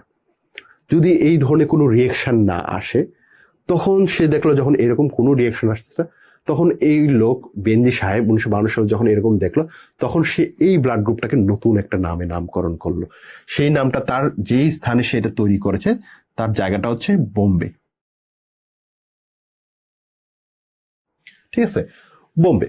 এবং সে তার সে জায়গার নাম অনুযায়ী এই রক্তের গ্রুপ রাখলো বোম্বে ব্লাড গ্রুপ, যেখানে কিনা কোনো ধরনের কোনো রিয়াকশন থাকে না। এখানে তাহলে কি কি রিয়াকশন থাকে না, এ বি রেসাস এইচ এবং এনটিএইচ এবং হচ্ছে রেসাস ডি। তাহলে হচ্ছে আমরা দেখতে পাই যে আমরা ল্যান্ডস্টেইনের একটা ল পড়েছিলাম ব্লাড গ্রুপের সময়, তখন পড়েছিলাম কি একটা মানুষের শরীরে যদি কোনো অ্যান্টিজেন থাকে, তার সেলের সার্ফেস যদি কোনো অ্যান্টিজেন থাকে, তার বিপরীত অ্যান্টিবডি তার শরীরে থাকবে বা তার সেরামে বিপরীত অ্যান্টিবডি। যেহেতু তার কোনো ধরনের এই এ বি ও রেসাস কোনো ধরনের কোনো অ্যান্টিজেন তার না থাকার কারণে কোনো ধরনের কোনো রিয়েকশন আসতেছে না, তাহলে তার সিরামে হচ্ছে আলটিমেটলি দেখা যায় এই অ্যান্টিবডিগুলো থাকে, এই অ্যান্টিবডিগুলো থাকে। তাহলে বোম্বে ব্লাড গ্রুপ হওয়ার জন্য তার অ্যান্টিজেন কোনোটাই থাকে না, তার অ্যান্টিবডি এই সবগুলোই থাকে। there is no antigen, there is all antibody in blood group, তাকে বলি আমরা বোম্বে ব্লাড গ্রুপ, যেটা কিনা আমাদের হচ্ছে এই চারটাতে দেয়া আছে। এই চারটার উপর থেকে নিচ পর্যন্ত সবগুলোই লেখা আছে, কিন্তু লাস্টে হচ্ছে স্পেশালি লেখা আছে এই বোম্বেটাকে। এই বোম্বে ব্লাড গ্রুপে কোন অ্যান্টিজেন প্রেজেন্ট থাকে, কোনো অ্যান্টিজেন প্রেজেন্ট থাকে না, তার মধ্যে সিরামে কোন অ্যান্টিবডি থাকে, তার মধ্যে A B H rhesus D সবগুলোরই কি থাকে, অ্যান্টিবডি থাকে। এবং দেয়ারস দ্য কোশ্চেন আমাদের পরীক্ষায় আসছে, বোম্বে ব্লাড গ্রুপে যেহেতু কোনো আমাদের ও এর এইচ পর্যন্ত থাকে না, তাই তাকে ও এইচ ব্লাড গ্রুপ বলে, ও এইচ বা বোম্বে ব্লাড গ্রুপ বলে। এবং কোশ্চেনে ছিল an individual with O H blood group processes কি কি, তার মধ্যে কি কি থাকে না, তার মধ্যে অ্যান্টিবডি থাকে এ, অ্যান্টিবডি বি থাকে, অ্যান্টিবডি এইচ থাকে, তার মধ্যে কোনো অ্যান্টিজেন থাকে কিনা। আমরা জানলাম যে তার মধ্যে আসলে কোনো ধরনের কোনো অ্যান্টিজেন থাকে না, শুধু থাকে কে, অ্যান্টিবডি। এবং এই কোশ্চেনটা আমাদের 3 বার এসেছে, 2 বার হচ্ছে ডিপ্লোমায়, 1 বার রেসিডেন্সিতে লাস্ট। ওকে, তাহলে বুঝতেই পারতেছেন কি ধরনের আসলে কোশ্চেনটা কতটা আমাদের জন্য গুরুত্বপূর্ণ। ওকে, তাহলে আমরা পরবর্তী টপিকসে আসি, blood component and their use. আমাদের হচ্ছে শরীরে হচ্ছে রক্ত যে আছে, সেই রক্তগুলোকে আসলে একসময় শুধু হোল ব্লাড নেওয়া হতো এবং হোল ব্লাড দেওয়া হতো। এখন কিন্তু হোল ব্লাড দেওয়া হয় না, এখন তাদেরকে কম্পোনেন্ট বা আলাদা আলাদা করে ভাগ করে হয়। এখন আমরা 4টা ভাগে আসলে রক্তকে ভাগ করতে পারি। কি কি? তাকে রেড সেলে ভাগ করতে পারি, তাকে প্লাটলেট কনসেন্ট্রেটে ভাগ করতে পারি, তাকে ফ্রেশ ফ্রোজেন প্লাজমায় ভাগ করতে পারি এবং তাকে ক্রায়োপ্রিসিপিটেটে ভাগ করতে পারি। এখন এই ক্রায়োপ্রিসিপিটেটটা আমাদের আসলে একটু ইম্পর্টেন্ট এবং এটা ট্রিপল স্টার একটা আমাদের টপিকস। ক্রায়োপ্রিসিপিটেট আসলে কি কি নিয়ে তৈরি হয়? ক্রায়োপ্রিসিপিটেট মেনলি 4টা জিনিস নিয়ে তৈরি হয়। 4টা জিনিস কি কি? 1 নম্বরে হচ্ছে আমাদের ফিব্রিনোজেন, 2 নম্বর হচ্ছে ফ্যাক্টর 8 এবং সর্বশেষ কোনটা আমাদের বন উইলব্রেন্ড ফ্যাক্টর, ফ্যাক্টর ফিব্রিনোজেন, ফ্যাক্টর 8 এবং বন উইলব্রেন্ড ফ্যাক্টর। এছাড়াও আমাদের এটা তো অ্যাকর্ডিং টু ডেভিডসন, কিন্তু সাথে বিআরএস ফিজিওলজিতে আরো একটা ক্লটিং ফ্যাক্টরের নাম বলেছে যেটা থাকে আমাদের ক্রায়োপ্রিসিপিটেট, ফ্যাক্টর 13 নম্বর ক্লটিং ফ্যাক্টর। এই 4টা ফ্যাক্টর নিয়ে তৈরি হয় কি ক্রায়োপ্রিসিপিটেট। এবং এই কোশ্চেনটা ক্রায়োপ্রিসিপিটেট কি নিয়ে তৈরি হয় অজস্র বার আমাদের পরীক্ষায় আসছে, অর্থাৎ এটা কিন্তু ভালো করে জানা লাগবে আমাদের। ওকে, এই কোশ্চেন কিন্তু আমাদের পরীক্ষায় এসেছে, ক্রায়োপ্রিসিপিটেট কন্টেন্স কি কন্টেইন করে ক্রায়োপ্রিসিপিটেট আমাদের। তারপরে আসি hazard of blood transfusion. Blood ট্রান্সফিউশনের হ্যাজার্ড যেটা আছে 106 নম্বর পেজ, এটাকে আসলে আপনারা ইনফিনিটি স্টার দিয়ে রাখেন। বিশেষ করে হচ্ছে আপনাদের হচ্ছে লাস্টে আসছে মেসিভ ব্লাড ট্রান্সফিউশনের হ্যাজার্ড। এখন আপনাদের জন্য আসলে হ্যাজার্ড অফ ব্লাড ট্রান্সফিউশন, আসলে ব্লাড ট্রান্সফিউশনে যদি কেউ কোশ্চেন করে এবং আপনার জন্য সবচেয়ে সহজ কোশ্চেন চিন্তা করে যে রক্ত দিলে কি সমস্যা হয়, এটাই হচ্ছে প্রথম কোশ্চেন। ঠিক আছে, এই জন্য এই কোশ্চেনটা খুবই সহজ এবং এটা একটু ভালো করে পড়তে হবে। Hazard of blood transfusion massive blood transfusion Hazard, যেটা 106 নম্বর পেজে আমাদের দেওয়া আছে। এটা একটা ইনফিনিটি স্টার টপিকস। এটা না পড়ে, এটা আপনারা ছোটবেলা থেকে পড়তেছেন, সেই জিনিসটা আবার পড়বেন। যেটা আপনাদের আসলে সমস্যা হয় সেই জিনিসে আমরা আসি। যেটা হচ্ছে আমাদের দেয়া আছে প্রি ট্রান্সফিউশনের আগে আমরা কি কি কমপ্লিকেশন হতে পারে, যেটা 105 নাম্বার পেজে আমাদের দেয়া আছে। একটা রক্ত আপনি যে নিলেন রক্তের ব্যাগ, সেই রক্তের ব্যাগ একজন শরীর থেকে নিয়ে আরেকজন শরীরে যদি আপনি দিতে যান, অবশ্যই 5টা পরীক্ষা স্ক্রিনিং করাতেই হবে। WHO কর্তৃক নির্ধারিত এই 5টা পরীক্ষা না করিয়ে আপনি যেতে পারবেন না। কারণ হচ্ছে 4টা খুব কমনলি আমাদের দেশে হয় 5টা পরীক্ষা, এবং 5টা যেহেতু সমস্যা আমাদের হয়, এই জন্য 5টা পরীক্ষা বারবার করতে হয়। এই 5টা পরীক্ষা কি? Hepatitis B, C, VDR, malaria, parasite এবং HIV। ট্রিপল স্টার একটা টপিকস। হ্যাঁ, ট্রান্সফিউশনের জন্য 5টা পরীক্ষা ম্যান্ডেটরি। এবং আপনাদের এই কোশ্চেনটা সেকেন্ড যে আরেকটা জিনিস পড়াবো, যেটা হচ্ছে 106 নম্বর পেজের শুরুতে দেওয়া আছে triple star topics, electrolyte imbalance in store blood. একটা রক্তকে যদি আপনি স্টোর করে রেখে দেন এবং সেটা যদি 5 দিনের অধিক হয়ে যায়, সেই ক্ষেত্রে দেখা যায় তার ইলেকট্রোলাইটে কিছু চেঞ্জ হয়। কি কি চেঞ্জ হয় আমাদের দেখা যায়? আমাদের যে আপনাদের যখন আমি সিনথেটিক হচ্ছে অ্যান্টিকোয়াগুলেন্ট গুলোর নাম বলতেছিলাম, সিনথেটিক অ্যান্টিকোয়াগুলেন্ট গুলোর নাম যখন বলতেছিলাম, তখন বলতেছিলাম যে এই সিনথেটিক অ্যান্টিকোয়াগুলেন্ট গুলো মধ্যে ইডিটিএস, সোডিয়াম সাইট্রেট, সোডিয়াম অক্সালেট, এরকম অনেক কিছু আছে। তো দেখা যায় যে আমাদের শরীরের যে রক্তটা আছে সেটা যদি আমরা সোডিয়াম সাইট্রেটে রাখি, তো সেটা হচ্ছে 5 দিন পর্যন্ত ভালোই কাজ করে। কিন্তু 5 দিন পরে এই সোডিয়াম সাইট্রেট সাহেব ভাঙা যায়। এই রক্তের ব্যাগের মধ্যে সোডিয়াম সাইট্রেটটাকে রাখলাম, তো সোডিয়াম সাইট্রেট সাহেব ভেঙে যায়। তো ভেঙে যাওয়ার কারণে দেখা যায় তার মধ্যে কি বেশি হয়ে যায়, সোডিয়ামের পরিমাণ অনেক বেশি পরিমাণ হয়ে যায়। এবং এই সাইট্রেট সাহেব যে থাকে সেও আর একা বসে থাকতে পারে না। এই রক্তের মধ্যে যে ক্যালসিয়াম থাকে, সেই ক্যালসিয়ামের সাথে সে ফ্রেন্ডশিপ করে আটকায় যায়, ফলে ক্যালসিয়ামের চিলেশন হয়। ফলে কি হয়, আমাদের ক্যালসিয়ামটা কমে যায়। এখন এই যে রক্তটা আমাদের হচ্ছে সোডিয়াম যে হচ্ছে আমাদের এই যে সেল আছে এখানে রক্তের মধ্যে আরবিসি, ডাব্লিউসি, প্লাটেট আছে, এর মধ্যে দেখা যায় যে আমাদের আরবিসি কোনোটার বয়স 1 দিনে থাকতে পারে, কারোটা 120 দিনে থাকতে পারে। তো আমরা দেখি সাধারণত এক ব্যাগ রক্ত যদি আপনি কারো শরীর থেকে টেনে আনেন, 5 থেকে 6 দিন যদি রেখে দেন, তার 10% হচ্ছে রক্ত হেমোলাইসিস হয়ে যায়। তো 10% হেমোলাইসিস হলে আমরা দেখি সেই সেলগুলো যখন লাইসিস হয়, তার থেকে হচ্ছে পটাশিয়াম সাহেব বের হয়ে যায়। ফলে তার হচ্ছে হাইপার ক্যালেমিয়া পায় এবং তার বন্ধু হিসেবে তার হাইড্রোজেন আয়নও বের হয়ে যায়, যার ফলে আমরা তার মধ্যে দেখতে পাই তার মেটাবলিক অ্যাসিডোসিস হয়। ঠিক আছে, এখন যে এই যে রেড সেল যে তার 10% ভেঙে গেল, এখন রেড সেলের মধ্যে আমাদের কি জিনিস ছিল? রেড সেলের মেমব্রেন ছিল তার মধ্যে এনজাইম এবং তার মধ্যে ছিল হিমোগ্লোবিন। তাহলে তার কি ভেঙে গেছে? আসলে হিমোগ্লোবিনটা ভেঙে গেছে। এখন হিমোগ্লোবিন ভেঙে গেল, প্রোটিন তো ঠিক আছে, প্রোটিন জায়গায় পড়ে থাকলো, কিন্তু আয়রন সাহেব তো আয়রন সাহেবের জায়গায় পড়ে এলো। ফলে তাকে আমি দেখি তার 10% আয়রন থাকার কারণে তার মধ্যে কি পাই? আয়রনের ওভারলোড।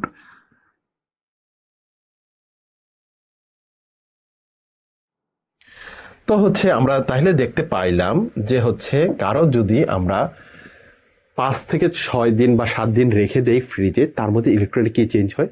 তার হাইপার নেট্রেমিয়া হয়ে যাচ্ছে, তার হাইপোক্যালসিমিয়া হয়ে যাচ্ছে, তার হাইপার ক্যালেমিয়া হয়ে যাচ্ছে, তার মেটাবলিক অ্যাসিডোসিস হয়ে যাচ্ছে, তার আয়রনের ওভারলোড হচ্ছে। এই 5টা চেঞ্জই আমাদের হচ্ছে একটা ব্লাড ব্যাগকে যদি আমরা স্টোর করে রেখে দেই। এবং এটা একটা ট্রিপল স্টার টপিক। এবং যদি কেউ সার্জারির হয়ে থাকেন, এটা লাবেন বেলি থেকে কিন্তু, এবং আপনার সার্জারি ইউনিটের কোশ্চেন হিসেবে কিন্তু বেশ কয়েকবার এসেছে। আপনার জন্য ইনফিনিটি স্টার, অন্যের জন্য ট্রিপল স্টার টপিকস হচ্ছে আমাদের ইলেকট্রোলাইট কি কি চেঞ্জ হয়। ওকে ওকে, তার পরবর্তীতে আমরা আসি আমাদের একেবারে শেষ দিকে চলে এসেছে। একবার লাস্ট আমরা স্লাইড দেখাবো, লাস্ট দুইটা স্লাইড দেখাবো আপনাদের। এই দুইটা স্লাইড দেখে আসলে মেনলি আপনাদের পড়া শেষ হয়ে যাবে আমার আজকের লেকচারটি। যে কি আমাদের হচ্ছে 108 নম্বর পেজের শুরুতে দেয়া আছে যে আমাদের যে কম্পোনেন্ট গুলো আছে রক্তের, কে কত টেম্পারেচার আমরা সংরক্ষণ করি কতদিন, যেমন হচ্ছে প্লাজমা বা ক্রায়ো, যেগুলোতে আমাদের কি থাকে, আমাদের মেনলি ক্লটিং ফ্যাক্টর গুলো থাকে। ক্লটিং ফ্যাক্টর গুলো আসলে আর কি -30 নিচে বা মাইনাস টেম্পারেচার না রাখলে তারা হচ্ছে সাধারণত 24 ঘন্টা পর থেকে নষ্ট হতে থাকে, তাই তাদেরকে অলওয়েজ মাইনাসে রাখতে হয়। সাধারণত -30°C তাদেরকে ক্রায়োকে এবং হচ্ছে এফএফপি কে সংরক্ষণ করা যায় 2 বছর পর্যন্ত। কিন্তু আমাদের রক্ত যেটা আছে, আমাদের রেড সেল কনসেন্ট্রেট আরসিসি, তাকে হচ্ছে 4°C টেম্পারেচার 35 দিন পর্যন্ত টিকে রাখা যায়। আর হচ্ছে আমাদের প্লাটিলেট সাহেবকে রুম টেম্পারেচার বা 22°C 5 দিন পর্যন্ত রাখা যায়। এটা এবং ট্রিপল স্টার, এটা কিন্তু আমাদের একটা টপিক, এটা থেকে মাঝে মাঝে কোশ্চেন আসে। ওকে, একেবারে আজকের লাস্ট একটি স্লাইড দেখে আজকের পড়াশোনা শেষ করব। তো লাস্ট একটি স্লাইড যেটা হচ্ছে কিনা মোল্লা স্যারের বই থেকে নিয়ে এবং হচ্ছে 111 নম্বর পেজের লাস্টে লেখা আছে যে হেমাটোলজিক্যাল চেঞ্জেস ইন কোভিড-19 যদি কারো হয় সেই ক্ষেত্রে তার হেমাটোলজিক্যাল চেঞ্জগুলো কি কি আসবে। তার হচ্ছে কমপ্লিট ব্লাড কাউন্টের ক্ষেত্রে দেখবো লিউকোসাইটোসিস, লিম্ফোপেনিয়া, তার থ্রম্বোসাইটোপেনিয়া, এছাড়াও হচ্ছে তার কি হতে পারে, তার হচ্ছে হাই নিউট্রোফিলিয়া হতে পারে, নিউট্রোফিল হতে পারে, লিম্ফোসাইট হতে পারে। এছাড়াও ইনফ্লামেটরি মার্কারগুলো তার রেজড হয় এবং তার মধ্যে হচ্ছে কোয়াগুলেশন প্রোফাইলের মধ্যে দেখি তার হচ্ছে আমাদের এক্সট্রিনজিক পাথওয়ে যেটা থাকে পিটি, সেটা তার রেজ হয়ে থাকে। তাহলে এতটুক পড়লেই আমি মনে করতেছি আপনাদের জন্য আসলে মোর দেন এনাফ। এখন হচ্ছে আমাদের মাঝে মাঝেই দেখা যায় যে আমাদের পরীক্ষায় হচ্ছে কিছু আনকমন টপিকস গুলো চলে আসে। আনকমন টপিকস গুলো একটা দুইটা যখন চলে আসে তখনই আমরা আসলে পরীক্ষায় খুব হেজি হয়ে যাই। তো হেজি হওয়ার আসলে তেমন কিছুই থাকে না। দেখা যায় যে আমাদের একেবারে পরীক্ষার ক্ষেত্রে আপনারা চেষ্টা করবেন হেমাটোলজির টপিকসগুলো আসলে খুবই একটা কমন টপিকস থাকে, কখনোই আপনাদের আনকমন কোনো টপিকস থাকে না। আপনাদের কখনোই এমন কোনো কোশ্চেন দেয় না কেউ যে হচ্ছে আপনি পারবেন না। কিন্তু মনে রাখবেন, আপনি যদি কোনো টপিক যদি একেবারেই না পড়তে পারেন, একবার না জানা থাকে, সেক্ষেত্রে সেটার আনসার ইজ অলওয়েজ ট্রু। এটা নিয়ে কখনোই গবেষণা করবেন না। পরীক্ষার হলে গবেষণা করার জায়গা না আপনার, ঠিক আছে? পরীক্ষার হল অলওয়েজ পরীক্ষার হল, এবং এখানে হচ্ছে আপনার সাথে আপনার পাস বা ফেল এটা আসলে নির্ভর করে, পাস তো ফেল না, চান্স এবং নট চান্স। তো সেই ক্ষেত্রে আমি বলবো আজকে যে টপিকসগুলো পড়িয়েছি এইগুলো হচ্ছে আপনার বারবার রিভাইজ দিন, যেগুলোকে ট্রিপল স্টার, ইনফিনিটি স্টার বলেছি সেগুলোকে বারবার দেখুন। তো সর্বশেষ আমি যেটা আসলে আজকে বলে শেষ করব, আপনারা হচ্ছে যারা আসলে লেকচারটি করেন, দেখা যায় আসলে আপনারা লেকচার করে যান কিন্তু পরীক্ষা দিতে কেন জানে সবার জন্য একটা অনাগ্রহ থাকে। সবাই চেষ্টা করবেন পরীক্ষা দিতে, এবং পরীক্ষা দিয়ে আপনার যে টপিকসগুলো আপনার হচ্ছে আয়ত্তের বাইরে রয়ে গেছে সেই জিনিসগুলো আপনি আয়ত্তের মধ্যে নিয়ে আসেন, এবং আয়ত্তে নিয়ে আসার মাধ্যমে আপনি হচ্ছে আপনার যে সফলতা সেটাকে দ্রুত আপনার কাছে নিয়ে আসবেন। তো এই বলে আমি আমার লেকচার আজকে এখানে শেষ করছি। সবাইকে অসংখ্য ধন্যবাদ ধৈর্য ধরে আমার লেকচারটি শোনার জন্য। আল্লাহ হাফেজ, আসসালামু আলাইকুম।